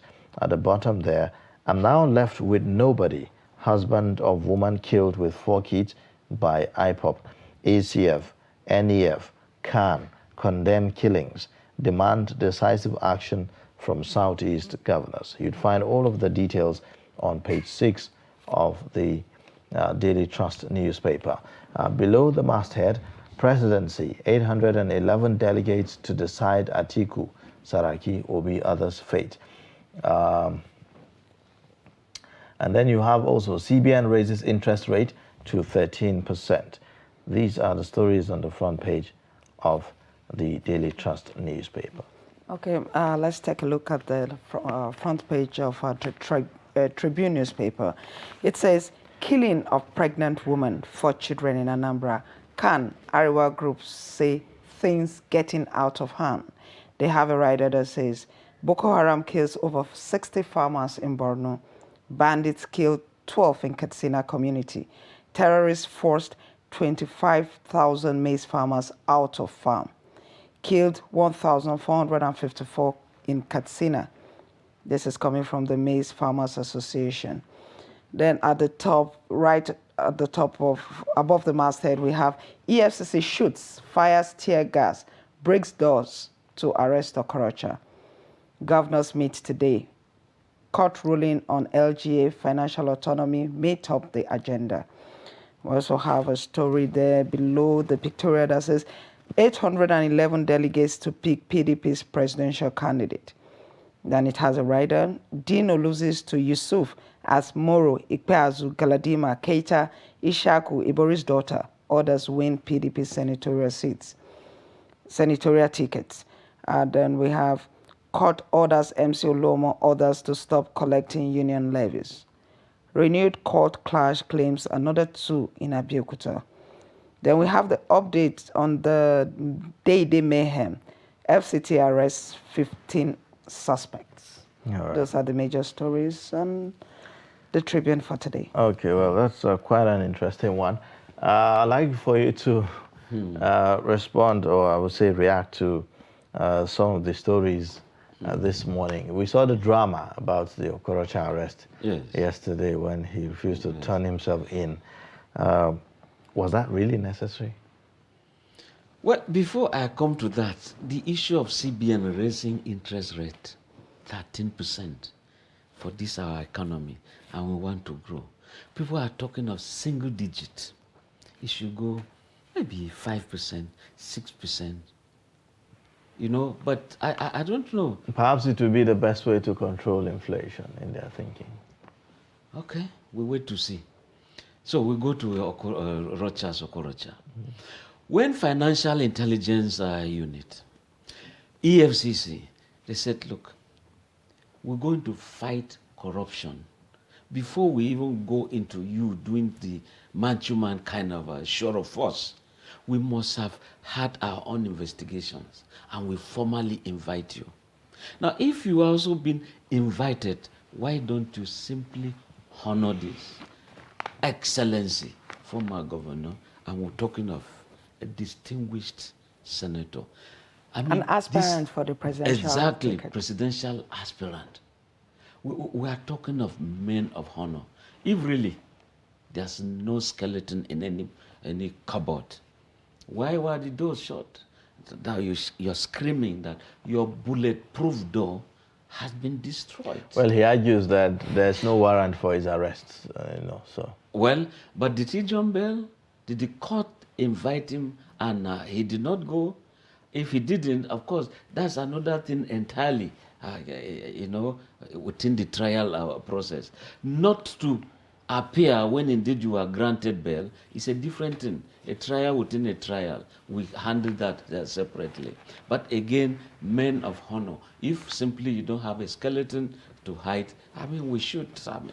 What kind of sympathy was it that you now want to run live video, how they are banging on your door, let people see, and some people went there to protest. Exactly. What do you think of those protesters? Honestly, you see, we are in a situation where this economy is terribly bad. With 5,000 naira, some people can do quite a lot of harm to society. And of course, we are even seeing where some candidates are saying, look, I gave you money, you vote for me. Are you saying those protesters were hired? You know? I think that at the point, some will either be hired or they feel their relations, or indeed they have or they must have enjoyed some goodies from the serving senator, and that's why they could go, use their chests to shield the senator against any bullet. Thank God the bullet was not fired, but I think that sometimes we should allow the law agents to do their thing, because to obstruct even the policeman from doing his job is also an offense. So it's a serious thing that we Nigerians should be looking out for. And again, you look at the attacks on farmers. It's another serious, very sad story in Nigeria. Look at RAN. RAN has always been on the very wrong side of our story. Remember when there was this friendly fire, the Air Force mistook some residents and fired and killed many people. It was discovered that they were not Boko Haram members. And at the point too, some people went farming in the same RAN a year ago. Yes. They all were slaughtered. Yes. I mean, look at the word. In a huge number. Yes. Look at the word, slaughtered. That their throat were slit. Yeah. I mean, it tells you the level at which humanity has gone into this country. Now, again, we're talking of the same RAN, and not just RAN, GBA and Co., and some other communities that don't get mentioned at all. You see that continuously some of these things are happening, they don't get mentioned. Nobody is there to hear their cry. They cry and simply say, in God we trust. And God, of course, well, they are waiting, and many of us are waiting. And so the government at this point on earth, yes, they are the God that we have. All right. Okay, now let's take a look at more papers this morning. On the Punch newspaper, quite interesting one. The lead story is a political story. It says APC governorship tickets. Aggrieved aspirants seek direct primary. Alleged governors hijack delegate list. You also have the Buhari meets governors. National Assembly leadership, party adjust timetable fourth time. Abiodun in closed-door meeting with Adamu, Akinlade, others write party leaders. And then you also have the story at the very top of the Punch newspaper. 51 million phone owners lack NIN, barred from making calls, according to a report. You have Buhari backed Osibanjo on Daura's removal. VP not a religious bigot as alleged. That's according to Ajulo. And then Man, LCCI, others kicks as CBN raises lending rate to 13%. Jonathan meets Buhari's nephew, Mamman Daura, amid presidential beat. And then you also have the pictorial there showing you the drama that happened yesterday at the residence of Rochas Okorocha. And then you see that EFCC breaks into Okorocha's Abuja residence, arrest ex-governor after 7-hour siege. At the very bottom, Lagos teacher flocks pupil over homework, victim vomits and dies. Okay, that's another tragic one. My mother-in-law lost a daughter last year, wife of a sound engineer killed in Lekki. You also have aspirants hopeful as PDP holds governorship primaries today. Well, there's a bit of a tension in the states as regards the party primaries.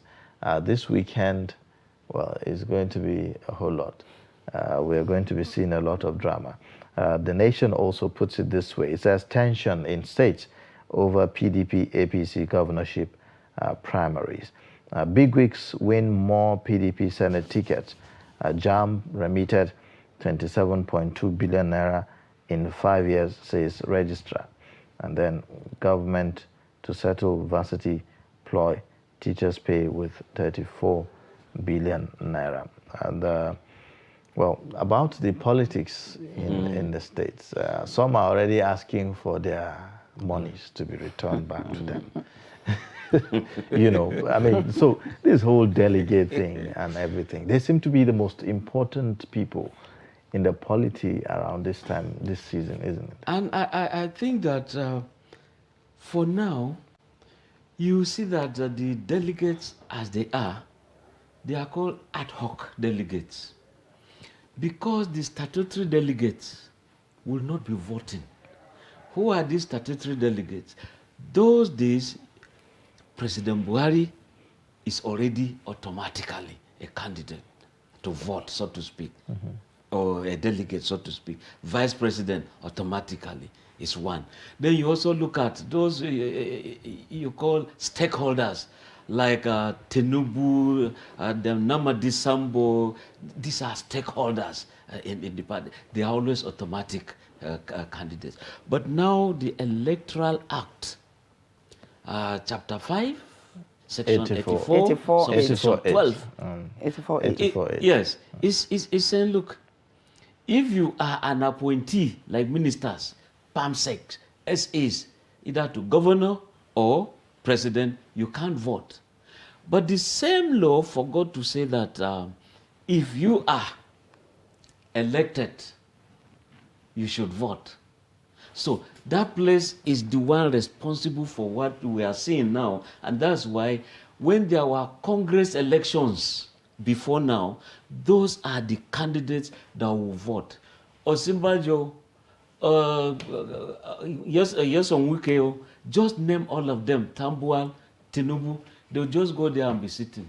These delegates who indeed are real villagers, sometimes are the ones to decide their fate. Are they really villagers? Because you know, there are allegations that the governors hijack the whole thing. List. In some instances, there is even no nomination. The governor does the whole nomination for all the people that will be delegates. You said allegation, but I want to tell you that before now, these delegates were elected by all the political parties because it is an INEC requirement of which they all complied with.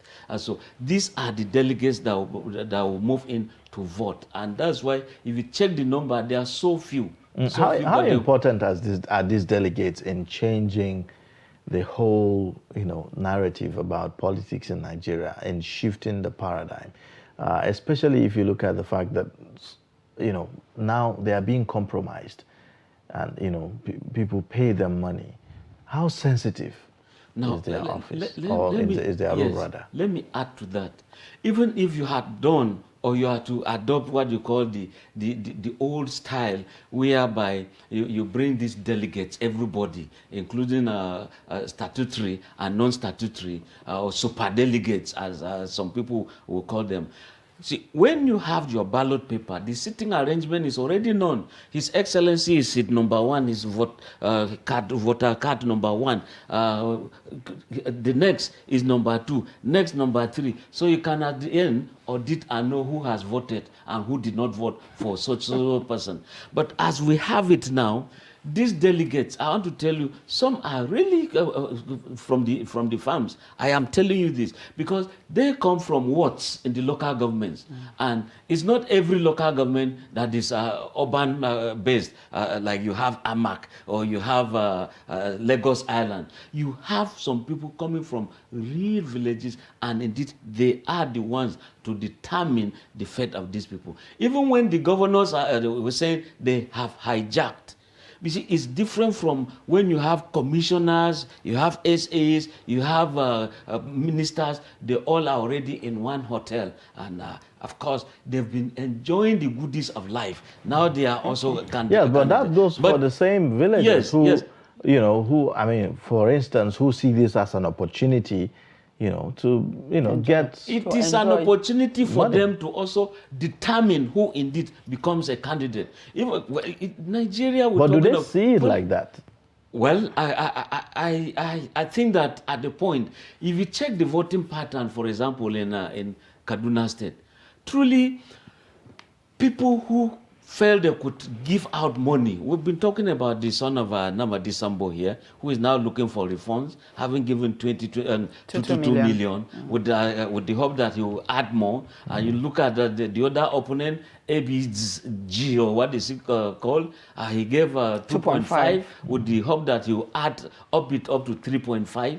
And the subsequent winner got it because he probably gave the highest money. 4 million. Yeah, based on the story. Based on the story, you see, all of that, they are sending, unfortunately, or is it fortunately, on the side of these delegates, they're also empowering them somehow, somewhere. Because we are talking of corruption in politics. Okay. Let's take a look at There is corruption in politics. Okay, before we look at other papers, I want to look at this lead story in The Punch. APC governorship tickets, aggrieved aspirants seek direct primary, alleged governors hijack delegates list. Then Buhari meets governors, NAS leadership. Party adjusts timetable 4th time. What exactly is happening with the APC in your view? Because the APC was supposed to commence screening of its aspirants for the presidential primaries, which is supposed to hold the weekend. Yesterday, they said yesterday and today, and yesterday it didn't happen. As a matter of fact, the screening committee for the APC has not been set up. What exactly do you think is happening? Well, you see, when there is a big case and there are lawyers in different camps, every group will now go and sit down, create for and against within their camp and debate. If that group says this way, this is what we are going to counter with. The other group is also doing same. So it is like that with these two political parties, PDP and APC. They are simply watching the steps.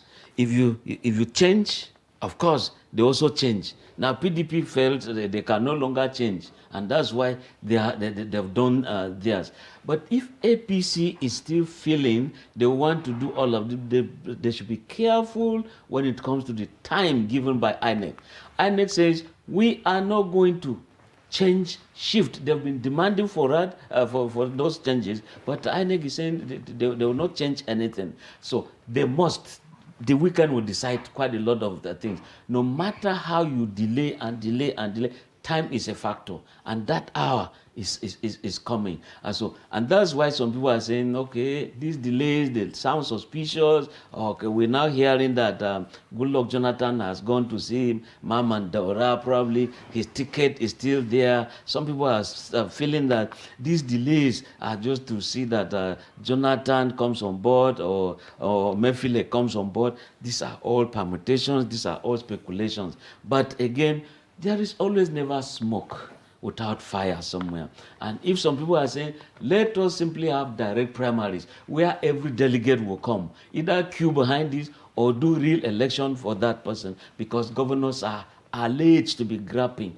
Even if you bring the direct, these people will always carry them to some hotels, pay their bills, and give them some welfare. If you're an opponent, good luck to you. What you have is just God on your side. Some persons have expressed concern that what the APC is doing could end up forcing the INEC to shift the deadline. A student does not determine when exam should be.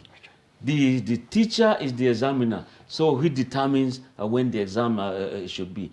And when you look at how powerful governors are, look at the ruling of the High Court. They say financial autonomy for local governments have all come to be. I mean, autonomy for the local government has come to be. And if that is the case, I mean, we're going to see better democracy. Local governments will now act as a third tier of government. But you can see that this issue of joint account by the state government, local government, is what the state governments as look, we're going to lose all of this. We're getting some free money here and there. And what is this free money? Okay. A local government cannot even construct a gutter. You have to take permission from the governor, His Excellency. It's not supposed to be so. As a third tier of government, you also make laws, the residual function of the local government. Okay. That's why they take care of dispensaries, take care of clinics, feeder roads, their own agriculture, markets and all that stuff, so that you generate this money and develop these areas. But markets are being built by governors. It's not supposed to be so. Okay, let's take a look at more papers. Now we'll look at the Guardian newspaper. The lead story there is on the primaries. Confusion trails Buhari governors meeting as APC adjusts timetable. It has a rider that says suspense over consensus option as Jonathan Daura meets.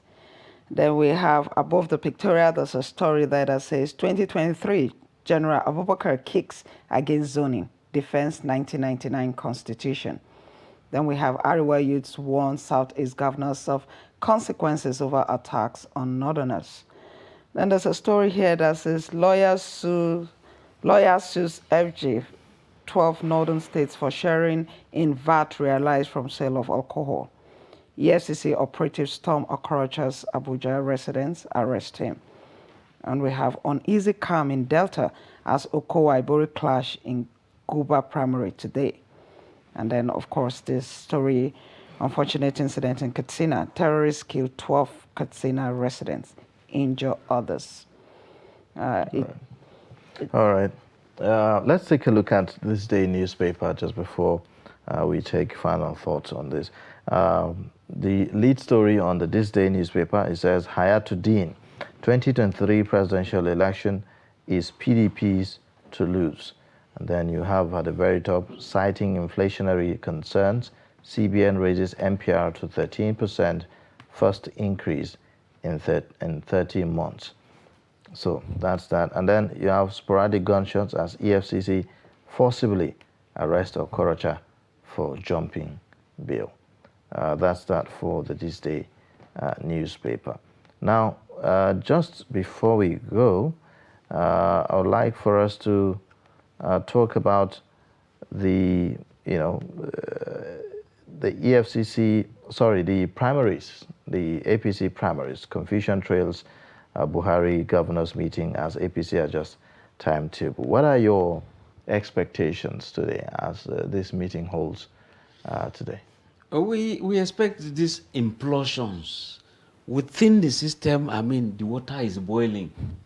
But when it explodes, it's for us, for outside people to now see the result of these internal wranglings.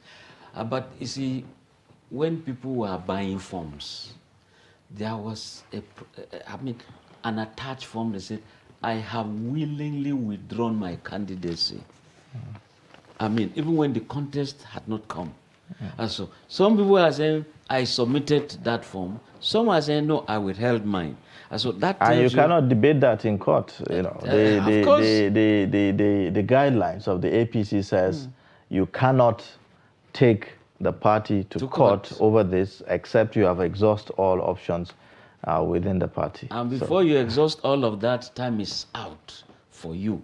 And of course, let us recall, when when APC couldn't hold its convention to select its national officers, there were always delegations, teams, governors, stakeholders going to see the president. We've come to see the president so that he can provide solution to the crisis. And when the president came with his own solution, everybody kept quiet. I say, Abdullah Odom is the man.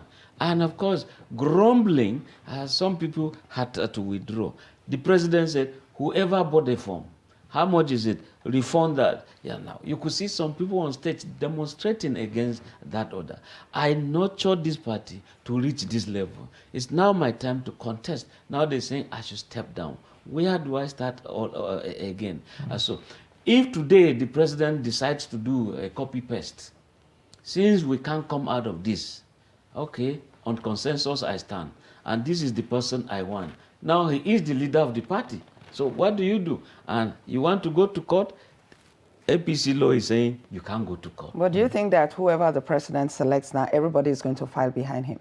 Well, you see, it can't be everybody. Democracy is a game of number. See, the minority will always have its say, but majority will always carry the day. So it's a game of number. The reason I ask this is because you remember during the chairmanship of the party, the list that was provided, the governors did not go with that list. It was only for the chairman and for Senator Yola Omishore. Those were the only two people that, the governors adopted from that list. Yeah, all of them PDP candidates. But the point is that it therefore means that even as much as they wait for the president, it doesn't necessarily mean that they are all or most of them are going to toe whatever line. Absolutely. But the good thing about this one now is that elections had been done as to who is going to vote. So if you like deliberately, you can't change. Look, if it is Taylor that is there, you can't change it for Hanatu because the name is clear. It is already written. So there's a limit as to how you can manipulate issues. Yeah, so if you say the president is the leader of the party, and therefore you've run short of every available solution, and the president now says, okay, in that case, this is the best and the final solution. So be it. I rise like a court. All right. It ends. All right. Well, thank you so much. We hope that at the end of the day, we'll get to see some of the controversies in the APC laid to rest after this meeting today. I'm sure that issues regarding the party primaries, the consensus or not, the agreements, the final agreements leading up to the party primaries will be decided today. Hopefully, we'll see the outcome of that. We also thank you for coming on Daybreak and sharing your perspectives with us. Thank you. On the program. Thank you. My pleasure as usual. Right. The week is always running faster. Yes. When I was a kid, we look forward to seeing you again next week. The whole day will refuse to end. But I'm getting older. The days are running like. All right. Okay. We've been speaking with the Director of News, Voice of Nigeria, Ben Sheman. He is our guest reviewer on the dailies on Daybreak. Now we'll take a short breather. When we come back, the program will continue. Please stay with us.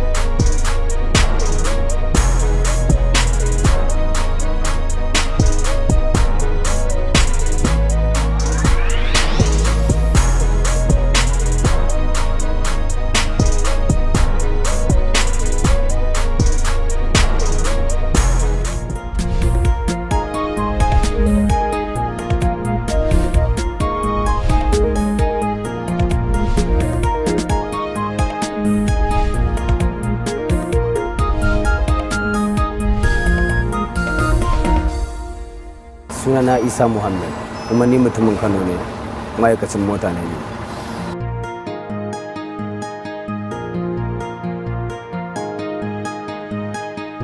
Da farko dai yaron mota na fara yi, ana nan har Allah ya bani iko na iya karamar mota. Daga karamar mota kuma na tashi na dawo kan babban mota. To daga babban mota kuma ban kai ga zama direba full ba, na samu matsala aiki, shine da dawo gidan man da nake aiki da farko, na dawo nake zaune a gurin, amma yanzu kuma ina dan jaraba aikin kamasho. Na bi ne na yi yaron mota a hankali, ni ma ina ganin yadda ake, Allah ya bani iko na iya.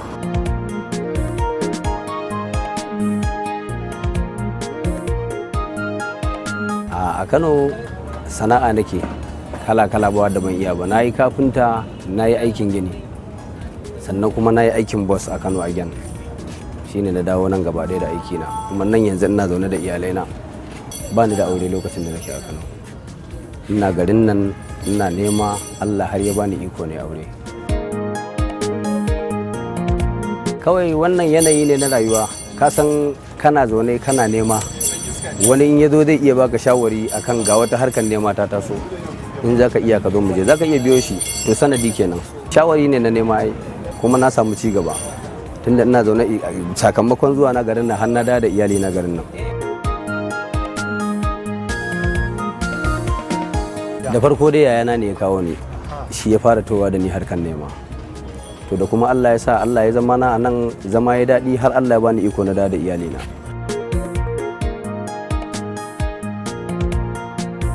Da farko ni kaga a harkar babban mota ne, yaron mota ne, dan ban kai ga gama iya mota ba. Na yi yaron moto tun ina jiniyo na zo siniyo, har ya zama na ni ne na uku a mota, har ya zo ma na zama na biyu a mota. Aka samu matsala da mai gidana, Allah ya sa ya aje motarsa, ni ma dai tun daga nan Allah bai bani iko na koma kan wata mota ba. Nake zaune a nan, amma yanzu ma a jikin motar nake ci tunda harkar kamasho nake yi. Ina ba da kayan Lagos, ina ba da na Port Harcourt, Kano, Kaduna, duk inda Allah ya bada iko dai ina badawa, inda na samu.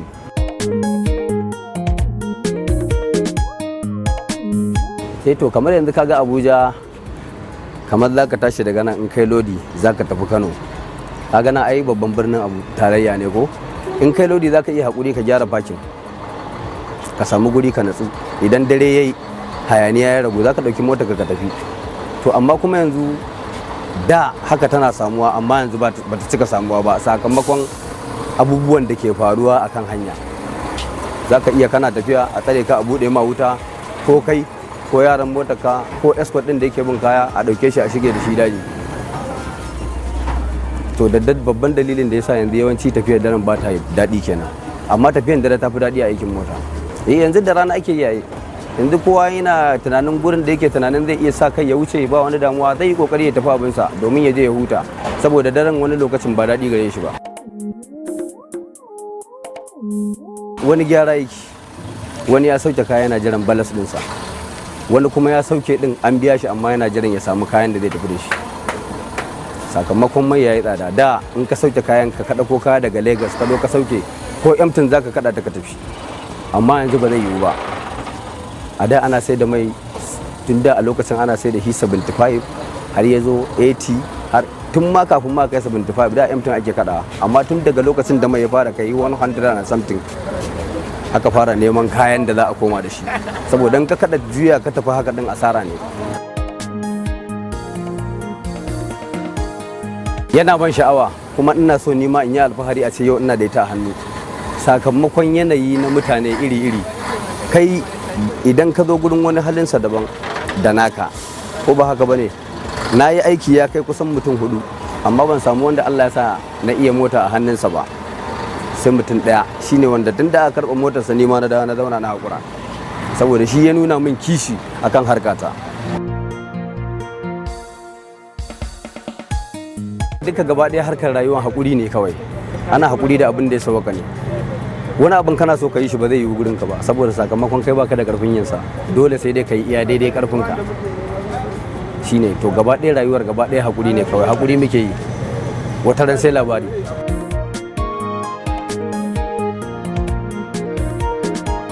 Gaskiya yara na ba sa makaranta, amma suna lesu, sakamakon bani da ƙarfin sa su makaranta gaskiya.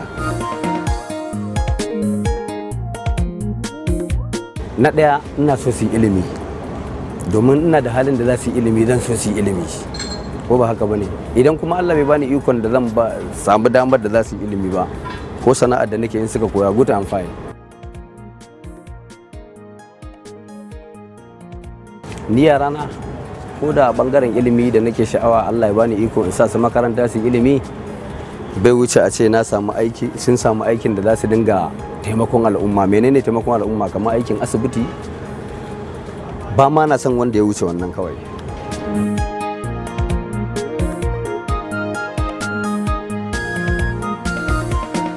Matsaloli yanzu gaskiya na rabu da yi, da abin da na sani ba shi bane yanzu. Tun ina jiniyo har na zo siniyo har na zo ni ne na biyu a mota, kuma na zauna da kowa lafiya, saboda ba zai taɓa yiwa a ce halin mu ɗaya ba, sai dai haƙuri.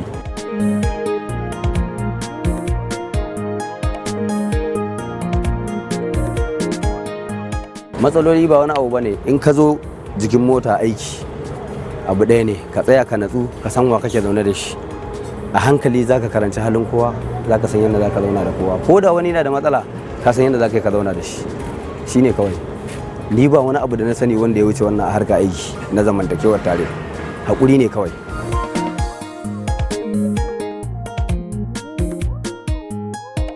Aikin kamasho ina ba mota lodi zuwa Lagos, Kano, Port Harcourt, duk da inda ya samu haka, inda Allah ya yi da rabo, za mu nemi mota. Allah ya sa rabonmu ne za mu bada, kuma za ta ɗauka ta je ta sauke lafiya da izinin Allah. Kira ba wani abu bane kawai, abu ɗaya ne, mutum ya kula da kansa kawai, ya kuma kula da rayuwa. Shi ne kawai. Saboda ka kyautata mu'amala, har in za ka kyautata mu'amala, to ko ba ka da yadda za ka yi, Allah zai iya kawo ma wanda zai taimake ka har ka sami yadda za ka yi.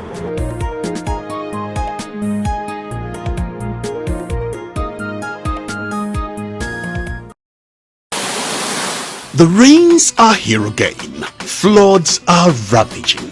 Why? As residents of FCT, we have made some wrong choices. Dumping refuse in water channels, building on waterways, damaging water lines. The consequences of flooding can be devastating. Lives are lost, properties are damaged, people are displaced, farmlands are destroyed. Don't make the wrong choices. Don't build on floodplains. Don't dump refuse in waterways. Don't damage water lines. Clear all refuse in waterways around your premises. Together, we can safeguard lives and property. Do the right thing now. For emergencies, please call 112 or 122. This message is from the FCT Emergency Management Agency, FEMA.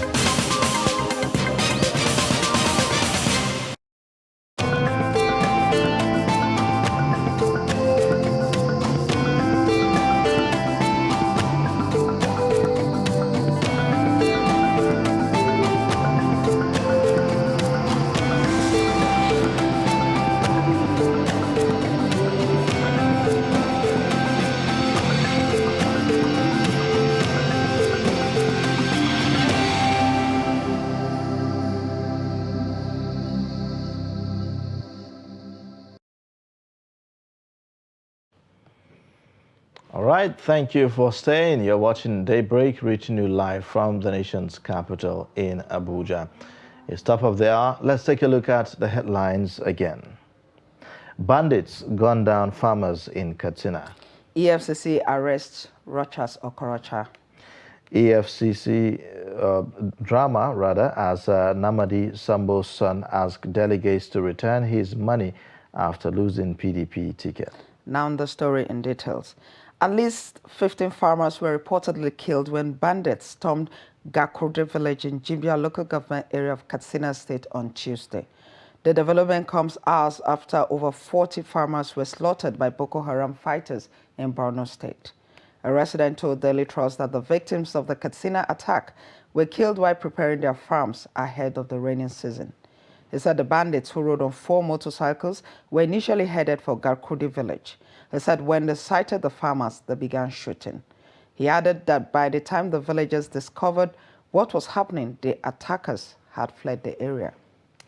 Security operatives attached to the Economic and Financial Crimes Commission have arrested a former governor of Imo State, Rochas Okorocha. Our correspondent, who has been monitoring the development, reports that the lawmaker was brought out of his residence at about 6:47 p.m. on Tuesday evening. Several gunshots and tear gas canisters were fired to disperse angry supporters of the lawmaker before he was finally arrested. The operatives had earlier vowed not to leave the premises of the senator until he was arrested. Now, according to an official of the anti-graft agency, Okorocha will be taken to the headquarters of the commission, where he will be until May 30th, when he will be arraigned in court. Operatives of the EFCC had earlier surrounded the APC presidential aspirant's private residence in the capital, Abuja.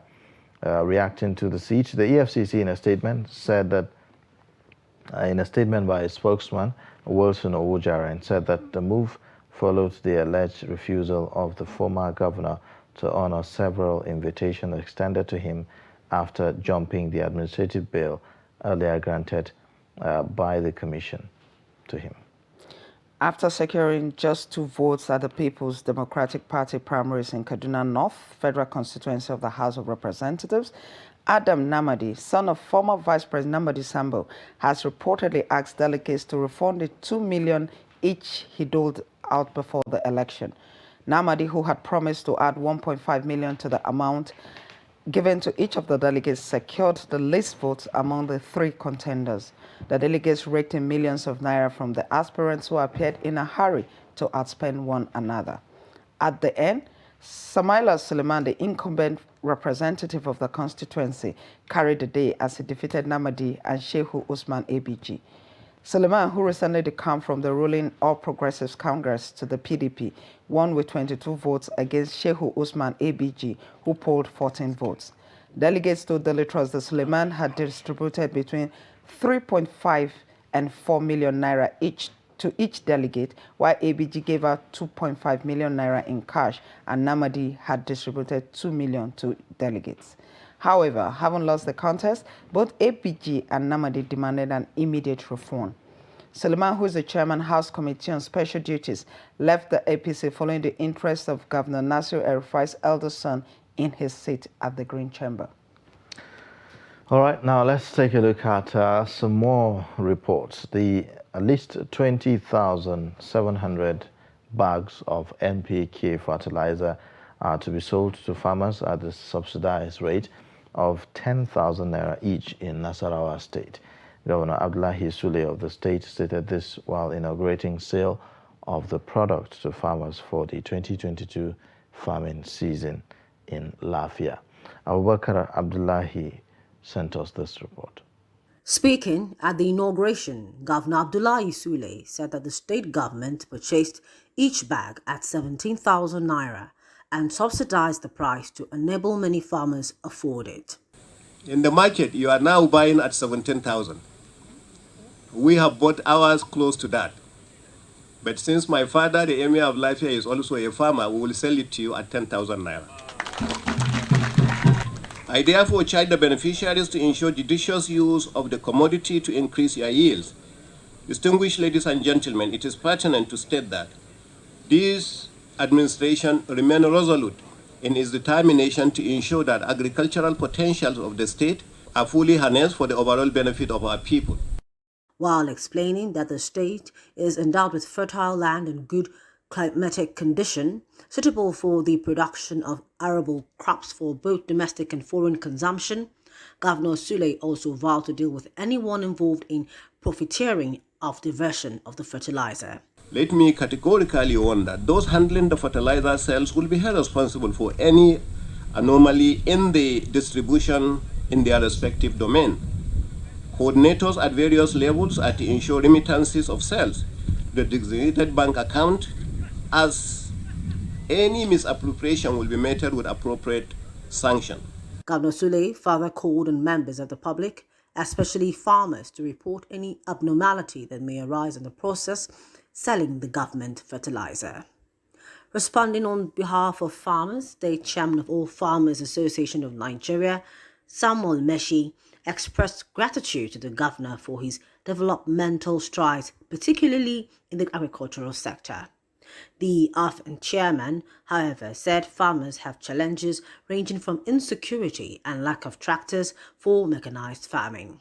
It is our plea that for the sake of farmers and all of us, that security should be beefed up so that farmers can go to their farms, plant their crops, harvest them as at when due for the benefit of all of us. The other problem is that of farm power, farm tractors. In Nasarawa State, the farmers are faced with lack of farm power to help them cultivate their farms. He appealed to the governor to further reduce the price of the fertilizer and offer tractors on loan to farmers in the state.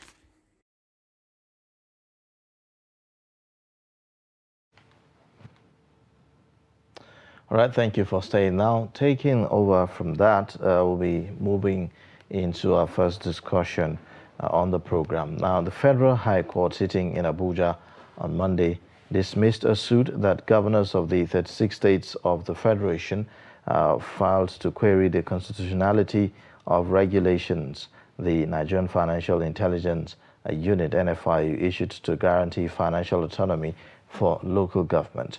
The court, in a judgment that was delivered by Justice Inyang Eko, held that the suit lacked merit. It held that the regulations, which came to effect on June 1, 2019, was aimed to ensure that funds meant for local government are paid directly to them rather than through a joint account controlled by governors. The court also stressed that the provisions of the NFIU's guidelines were not in conflict with the 1999 Constitution as amended. Recall that the Nigerian Governors Forum had on May 27, 2019, through their attorneys general, approached the court to halt the implementation of the regulations. The regulations had, aside from setting modalities through which funds could be withdrawn from local government accounts, also set daily limit for such withdrawals. Joining us in the studio to talk about this is Kenneth Eze, the Executive Director, Speak Out Africa Initiative. Thank you for joining us on Daybreak this morning to talk about this. Thank you, Nigerians. Well, for quite a long time, this controversy about, states and local government accounts has lingered, and there have been several attempts to make legislations that will see to it. There have been executive order to that effect to see that the financial autonomy for local governments is guaranteed. In your opinion, why has this lingered for this long? And before we go into this. Okay, thank you. First of all, I feel elated, so happy, and I know Nigerians are also happy with the judgment that you've just mentioned, the Federal High Court judgment by Justice Inyang Eko, because we do not expect anything like this. Is like the third one. There have been two previous judgments that preceded this one. The other one of the judges just struck out the suit from the governors. The other one also gave this judgment, reinforced that the NFIU did not go contrary to the Constitution. Then, but because that this governors forum, which of course, in addition to the judgment, it was pronounced that they have no local standard, because before the law does not recognize Nigeria Governors Forum, even though they are wielding, unwarranted powers, making things, doing things even beyond the law does not recognize them, and the court has once again reinforced that fact. And so, to answer your question, why this has lingered is not the reason is not far-fetched. is because the governors have been feeding on the ignorance and the loopholes that this has created over time. We've had several governors from cut across political lines, political parties, who had refused to conduct any constitutional local government chairman and ran the administration without any constitutional chairman in power for the reason to siphon the funds. We've seen it in Imo State. We've seen it in Anambra State. That was the recent government that passed. We've seen it in the north. We've seen it in the west, in several states, in several places. And so when you see this, why it has lingered is that to them, it's just like normal what you are already used to. You never envisaged that someday your captives will be set free. So this is a battle for the soul of the local government. This is a battle for the soul of what is very much essential to the Nigerian people. Because one will ask, for me and for us as Speaker of Africa, we have seen that the local government is supposed to be the most tier of government that should benefit the people because they house the larger population of the society. How many of us reside in the city? Not up to 25-30% that reside in the city, the major city. Kano, Abuja, Lagos, Port Harcourt. But go down to the local government. You see the mammoth population that is there. Who is supposed to be enjoying? Who is supposed to be receiving and feeling the impact?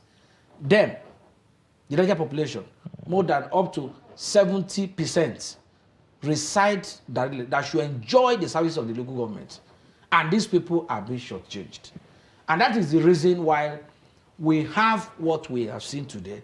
One is a lot of resultant effects. The federal government is being overburdened with governance. While we are not shielding them from maybe some incompetence or some loopholes or some things they fail to do. But we are also aware that the federal government are also doing a lot. I'm not talking about the government. Yeah, so another issue is, has to do with the implementation of this. Previously, we've seen executive orders. How sure are we that, the governors will actually even adhere, to these injunctions? Now they will. The problem about local government, because it is at the center of our hearts, the civil society. We have the local government as our main focus. So we are knowledgeable here. We are working here. We have so much keen about this area. One of the things we find out first is that the problem about local government autonomy is beyond executive order. That is the reason why the question you are posing now, how is it going to happen? But it started with executive order. At least the president showed that willpower to show, yes, I'm making executive order to this. As if that was not enough, then we now had follow-up of other actions like this one now. Unfortunately, it was even the state governments, governors, that took the federal government and the NFIU to court. And that happened when they saw the guideline that was released far back as May 2019, which commenced June 1, the same 2019. That was what brought all these things. And so, because the problem of the local government somehow is constitutional. Exactly, which brings me to the issue of the constitutional amendments that we've been, making. Yeah. There have been several proposals, to just separate the accounts, and that doesn't seem to fly when it gets to the subnational level.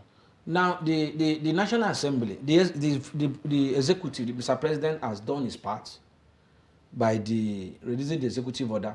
The National Assembly has also, this year by March, you are also aware that they've also made a very good move, even as against the pressures from the governors. And they made it clear that the local government account should be separated. They should be given the autonomy, including the judiciary and the state tax assembly. That has also been done constitutionally. So what we are waiting now is a concomitant effort from across the state tax assemblies, because it is constitutional. And when a matter is constitutional, though I'm not a lawyer, it is not just only the National Assembly that will do that, because it has to relate with the state So the state houses of assembly as well, you are looking also for 2/3 of them, which is already in equation. So for this, the Nigerian Financial Intelligence Unit, this is an excellent victory for them. And like they've stated, the CEO and the DG have stated already that they are going to be monitoring the modalities for these transactions by the local government. And also they've pegged a certain amount that no local government will be allowed to withdraw beyond that, and which is 500,000 naira. This is very necessary because we've seen cases where in one single day, billions of naira was withdrawn from a joint state local government account. Billions. We've seen that cases. And so we know for us, this is a victory and it is already being implemented. It's not whether it will be. Now that this has happened, do you see the governors taking it in? You don't envisage a fight from the governors? You don't envisage an appeal by the governors? No. That is also their right. Just like after 2 consecutive attempts, they still proceeded to Federal High Court. Just like I told you, you will not be happy that your captive is about to be set free. But because this is best for the nation, the local government cannot continue to be muddled, suffocated. The overbearing attitude, overbearing influence from the state government has done us, the Nigerian people, more harm than good. Today, hardly can you see, you saw the last speaker that left here, even the local government will construct a culvert. We're talking about some local governments in Nigeria receive to the tune of 200-something million naira. Some local governments. Per month. Some receive far beyond that. We are not talking about internal generated revenue. When we now talk of local government like Etiosa local government in Lagos State, the richest local government, they talk of Obiakpo local government. These ones, the internal generated revenue, now talk of AMAC. Internally generated revenue alone is in billions. But these things are not accounted for because of the overbearing influence of the governors. So it is not something we do not expect. If they like, they should even go to the extent of the Supreme Court. But we know now aside that, I mean, good enough that we have this, court injunction. But when it comes to issue of checks and balance, it's one thing to make funds available to the local government. It's another for them to actually put it to good use. So how, are you concerned about, whether or not these monies will be channeled appropriately? Yes, in fact, that is a very good question. That is one of the work that the civil society like ours, you know why I'm saying this is because before you continue, we seem to focus a whole lot on the federal government. Conversations, from civil society organizations, even the media, attention is so much on, what the president does, what he hasn't done. There's less focus on what the states are doing and what the local governments even are doing. So, how do we really monitor and really ensure that whatever that is being allocated is channeled into proper use? That is a good one. I was coming to that. That is why I said we, the civil society, in our own parts, like when I was starting, I said that too much attention has been channeled at the federal government. And the reason local government is one of the tier of government that thrives in secrecy so much. Let me say that the level of corruption, we are doing our work in local government is where we are beaming a satellite. Recently, we have a project we call Login, Local Open Governance Initiative in Nigeria, centered on monitoring, tracking, and making sure that local government works. Now, the citizen too has a chunk of blame in this aspect because we've not done well in following up activities of the local government. The citizens are even ignorant about what is expected of the local government. And because they are not being monitored, they are not being checkmated, like you said, it is easier. Of course, the normal thing is that if you know you are not under any checks and balances, it's easier for you to do things the way you like.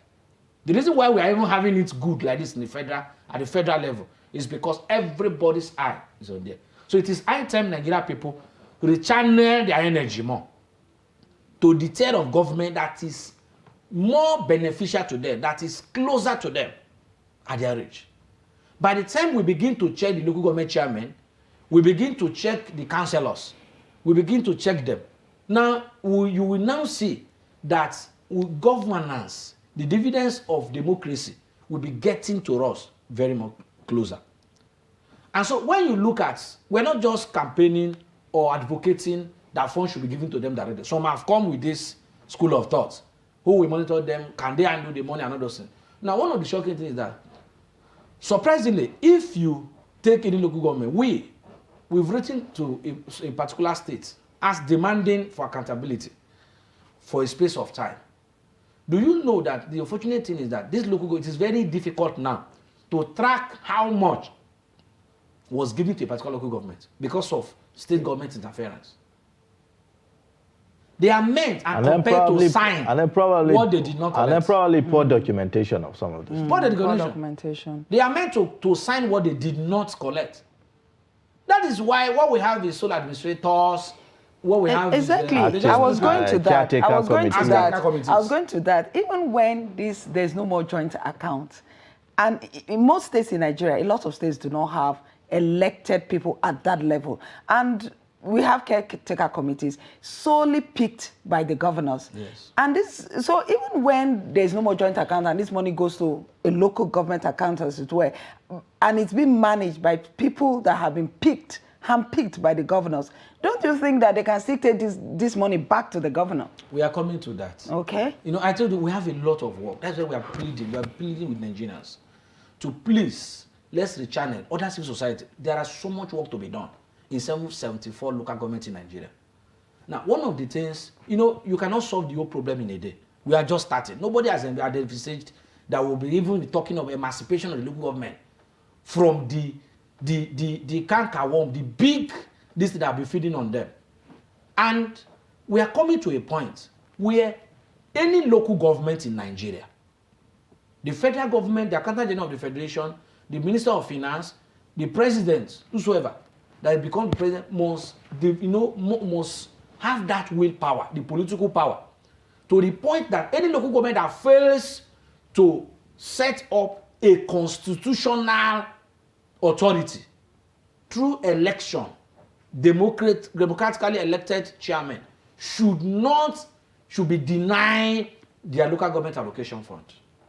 This is constitution. What I'm telling you now is not, but the willpower is not there to implement it all this way.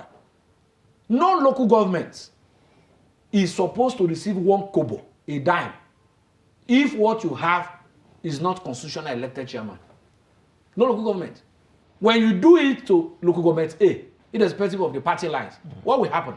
Every governors will now know there is no option again. You must conduct your election. So even as we are talking about local government autonomy, we are still coming to political autonomy. And that is, if you don't have an elected authority in your local government administration, then forget about anything like allocation. When you do that,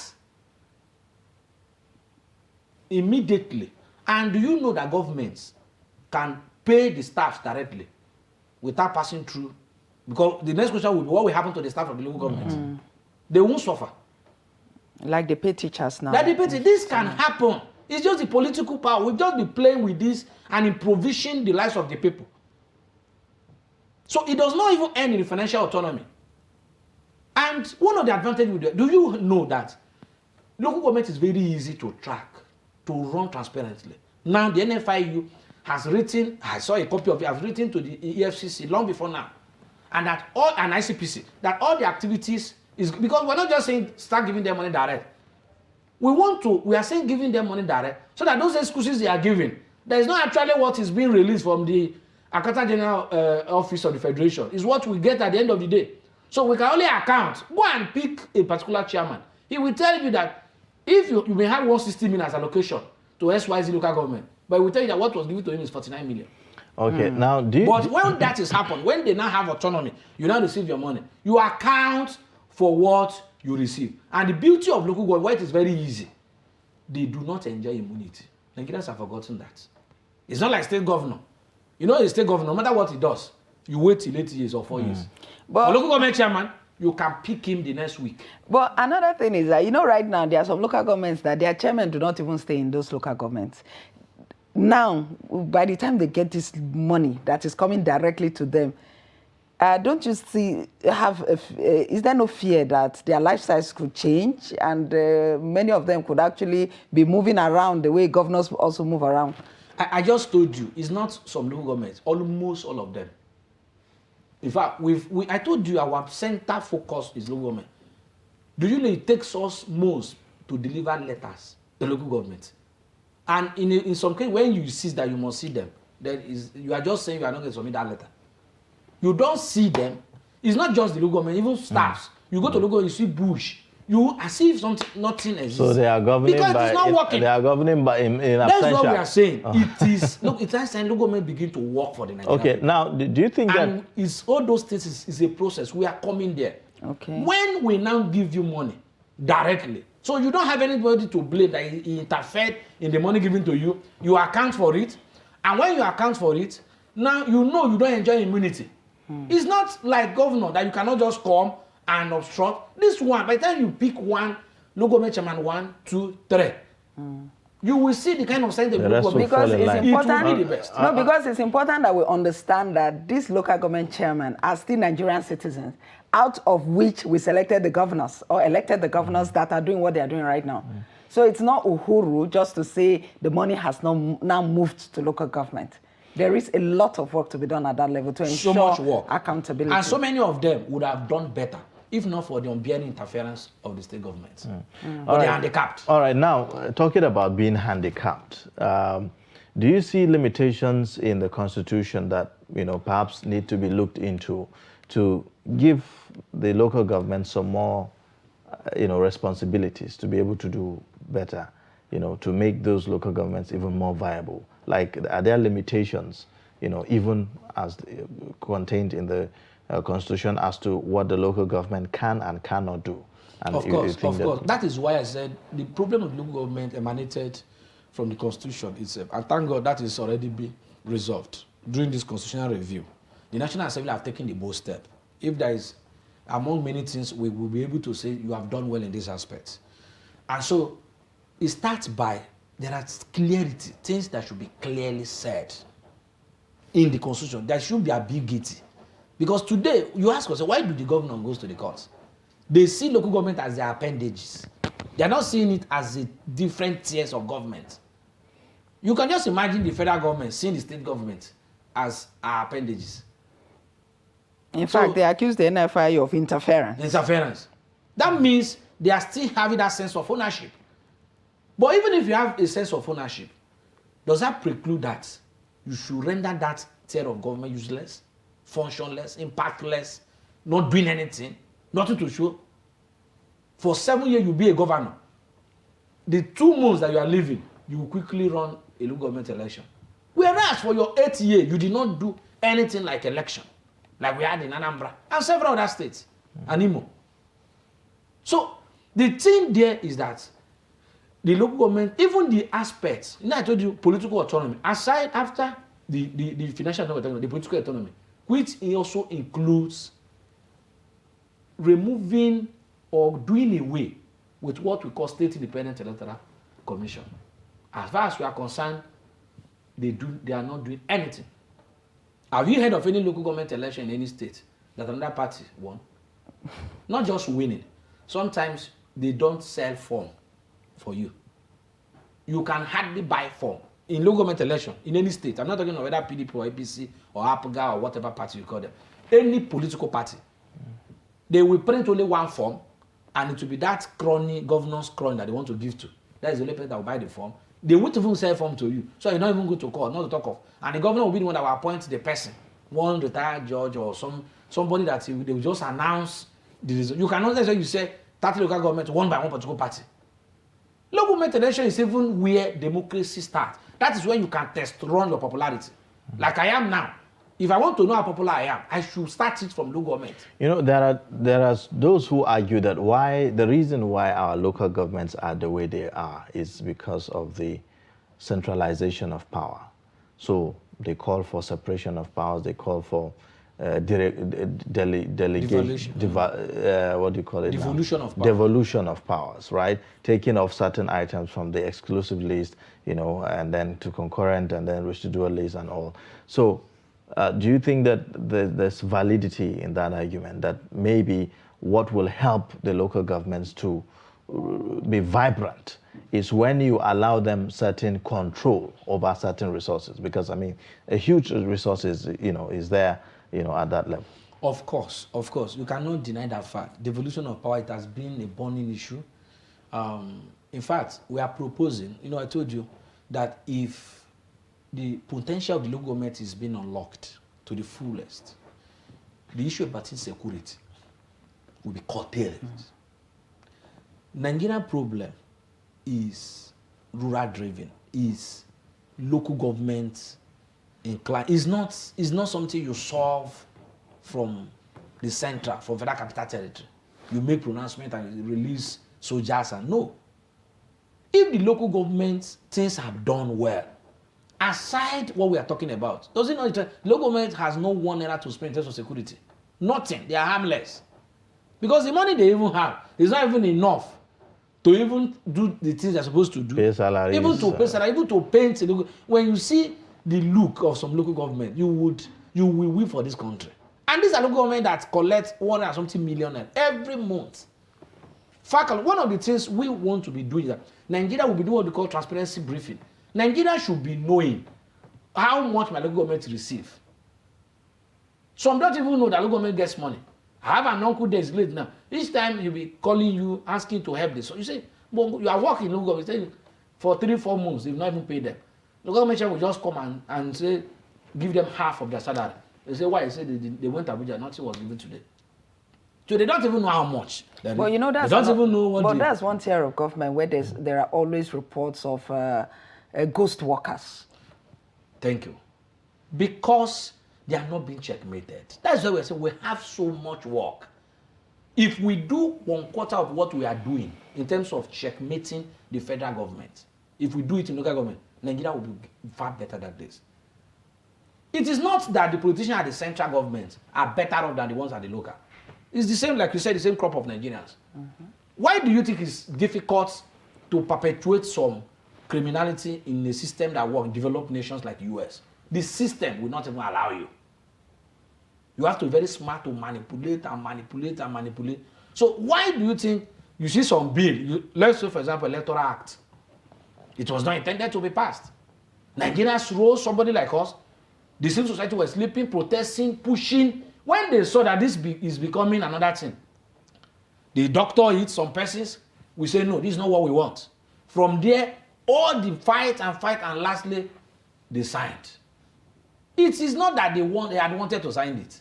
If the local government are receiving some level of attention from the Nigerian citizen, do you know the local government chairman is closer? If I have an issue now, a culvert or a gutter has an issue in front of my house, do you know it will take my local government chairman 15-20 minutes to get there? Do you know there's no way President Muhammadu Buhari can know where I'm staying? It will take somebody else to bring him there. But I will just explain on phone to my chairman. He knows the terrain.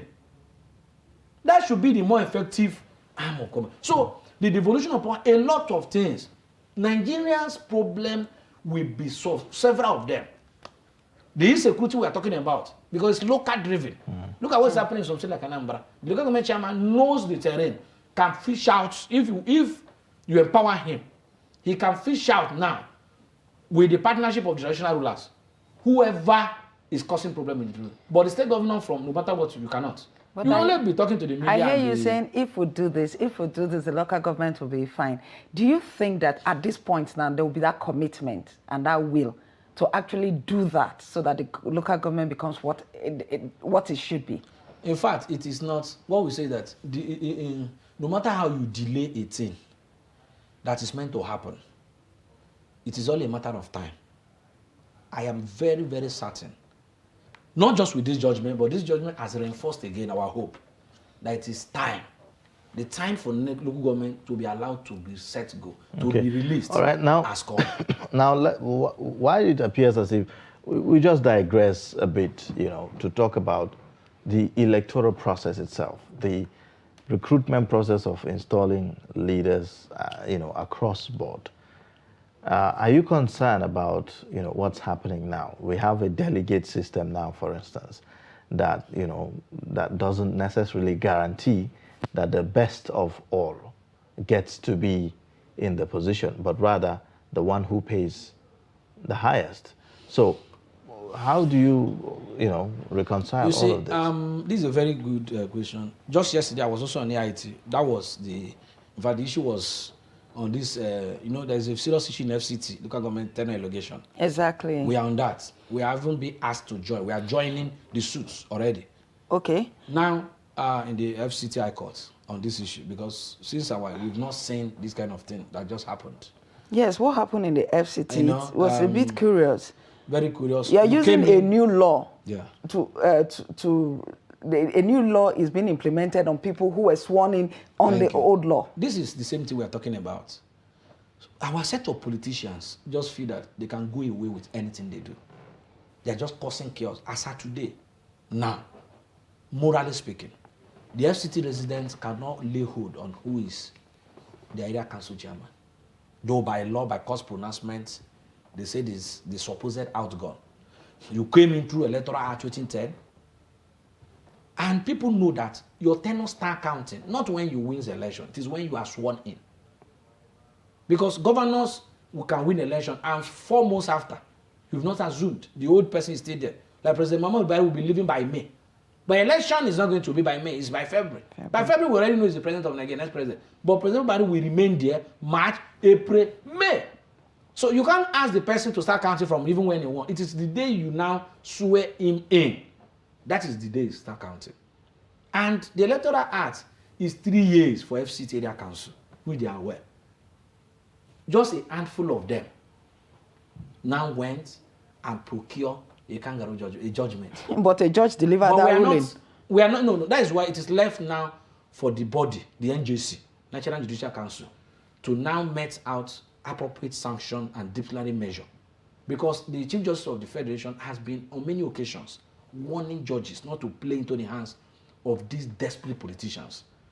And you ask yourself, why did the judgment wait a few days before the timeline? By last week Friday, 20th of May, was supposed to be the era of a new administration. We saw the protests everywhere, showing that the people is about to be murdered. And, you saw people, and I am very glad the way calmness and that things. I know the interested party. And you ask yourself, none of the interested party was joining the case. Not PDP, that was the party there, not Attorney General of the Federation, the law officer of the country, not the INEC, who is the umpire that conducted the election of FCT, and not the National Assembly that even made the law. Nobody. That is where people were funny, saying, what kind of funny judgment is this? Okay. And so back to what we are saying, the primary. The bigger problem we are having today is that we have politicians who have no other job except politics. There is no antecedent of where they work. Now you have worked here. If tomorrow you're now into politics, at least they can trace you. Then you have worked with trust. You have done this. Even if you fail, you have a place to come back. But for this set of position we have, there is nothing to go where to. A particular house of rep in Delta collapsed. I saw it in your news. Collapsed because he lost primary election. You ask yourself why? The desperation. Because there's nothing. Where is he working? Nothing. Is that politics? Maybe he has been there for years. One of my house rep too, for more than 16 years now. He also lost.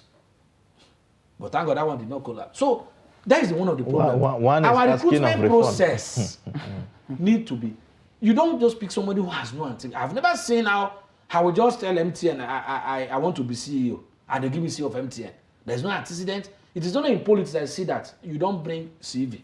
Your CV is irrelevant. We have seen people from nothing. One governor even told us there's a screening committee. There's a screening committee of parties that is supposed to screen you. Those ones who are the people that appoint the same screening committee. Now, the bigger problem we are having, you have just seen the National Assembly shooting themselves in the leg. You made a law and you shot yourself out. Now you are re-amending it.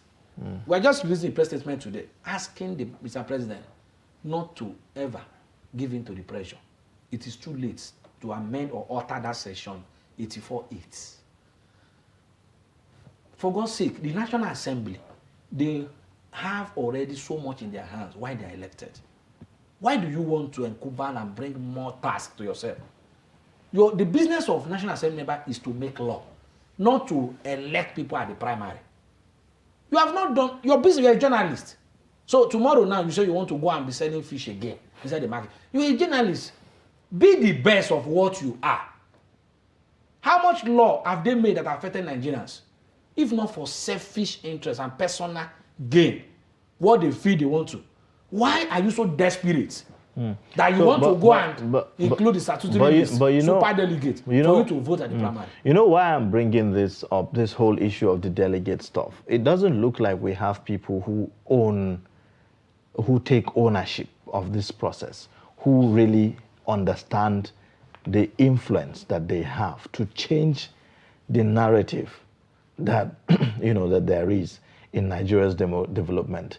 They really do not see that. Instead, it is more seen as an opportunity to get monetary gains and all of that. So how important it is for even delegates from the local level to own this process? Very important. If well utilized, this system currently now, using the elected delegates. I told you we are releasing a press statement today. Using elected delegates would have been the best for Nigerian electoral system. And that's also another controversy. Are you sure some of them are not even elected. Been. I say if well utilized. Some of them are not even elected. Sometimes the list just emanates from if just well nowhere. utilized. But the case we are having now is horse trading. I was in your waiting room hearing that a son of a vice president of this country is asking for people to refund him money. And I say, well, what is the EFCC doing? Tomorrow you go and be boggling somebody.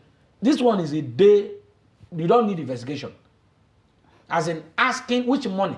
So you are even admitting that you bribe somebody. You know what I mean? That I will now say that I bribed you for you to bring me in here. I will be saying, I say you must give me my money. And EFCC will leave me, ISBC will leave me. By now, I want to hear breaking news that they're on their way to Kaduna to pick him up. So you ever admitting that you gave people money, 2.5 million, and that person now brought 3.5 forward, us trading. And these things is making the whole jest of the whole processes. I say ordinarily, this would have been the best process. But because of even these same elected delegates, the 3-man ad hoc delegates, have been privileged. We talk with them. Some of them are seeing this as an opportunity to make money that they are going to use to sustain their family for the next 4 years. That is why a delegate will collect money from all the aspirants. There is no delegate that you give money, will tell you I have collected from A, so I will not collect from B. Of course, that will make you easy. You will now know those who is with you. They collect money from, because they are seeing these same politicians, they are not seeing them before. These are the same people that will wind their glass up. You not even till now. So they will not even be coming to your house, ask how is your son, how is your this one doing, giving you money. And so the delegate, this is time for them to use their conscience. It's very painful that this is an opportunity for them. Do you know the delegates? They've voted. They are the one making choices for us, the Nigerians. Because we're going to pick from those they are going to bring for us. All right. Now, we'll take a short break. When we come back, we'll continue with the discussion on the program. Please stay with us.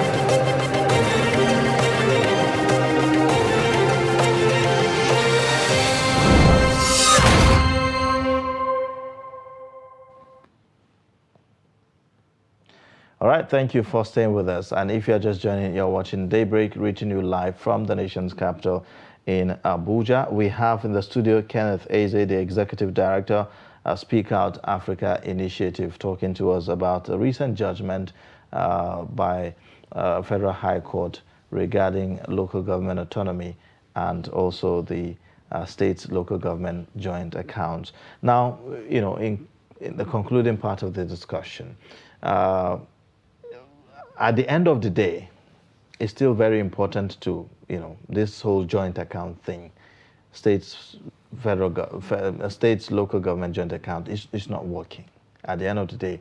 So as this constitutional amendment is going on, what do we expect from state lawmakers? Because right now the onus is on them to make sure that this happens eventually, and then let it have some kind of constitutional backing, so that, you know, that there will be, you know, better ways of going about this. Okay, thank you. What we expect from them is to toe the path of the National Assembly in that regard too, who had already gave their consent that the local government should be allowed to have their own separate dedicated account, single account for them. Just like other tiers of government has theirs. We also expect the State Houses of Assembly should know that it's not about today. It's about the system, it's about the future.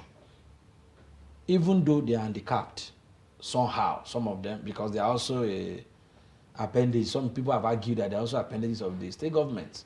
You see, even the laws or things that will favor them, they won't be showing interest. So we also expect them in this constitutional amendment that political autonomy should be given. It is not working. Election, in fact, there is nothing like democracy at the local government election. You go to local government election, it's only in FCT that you even know that they are doing local government election. And the question is why is FCT even better?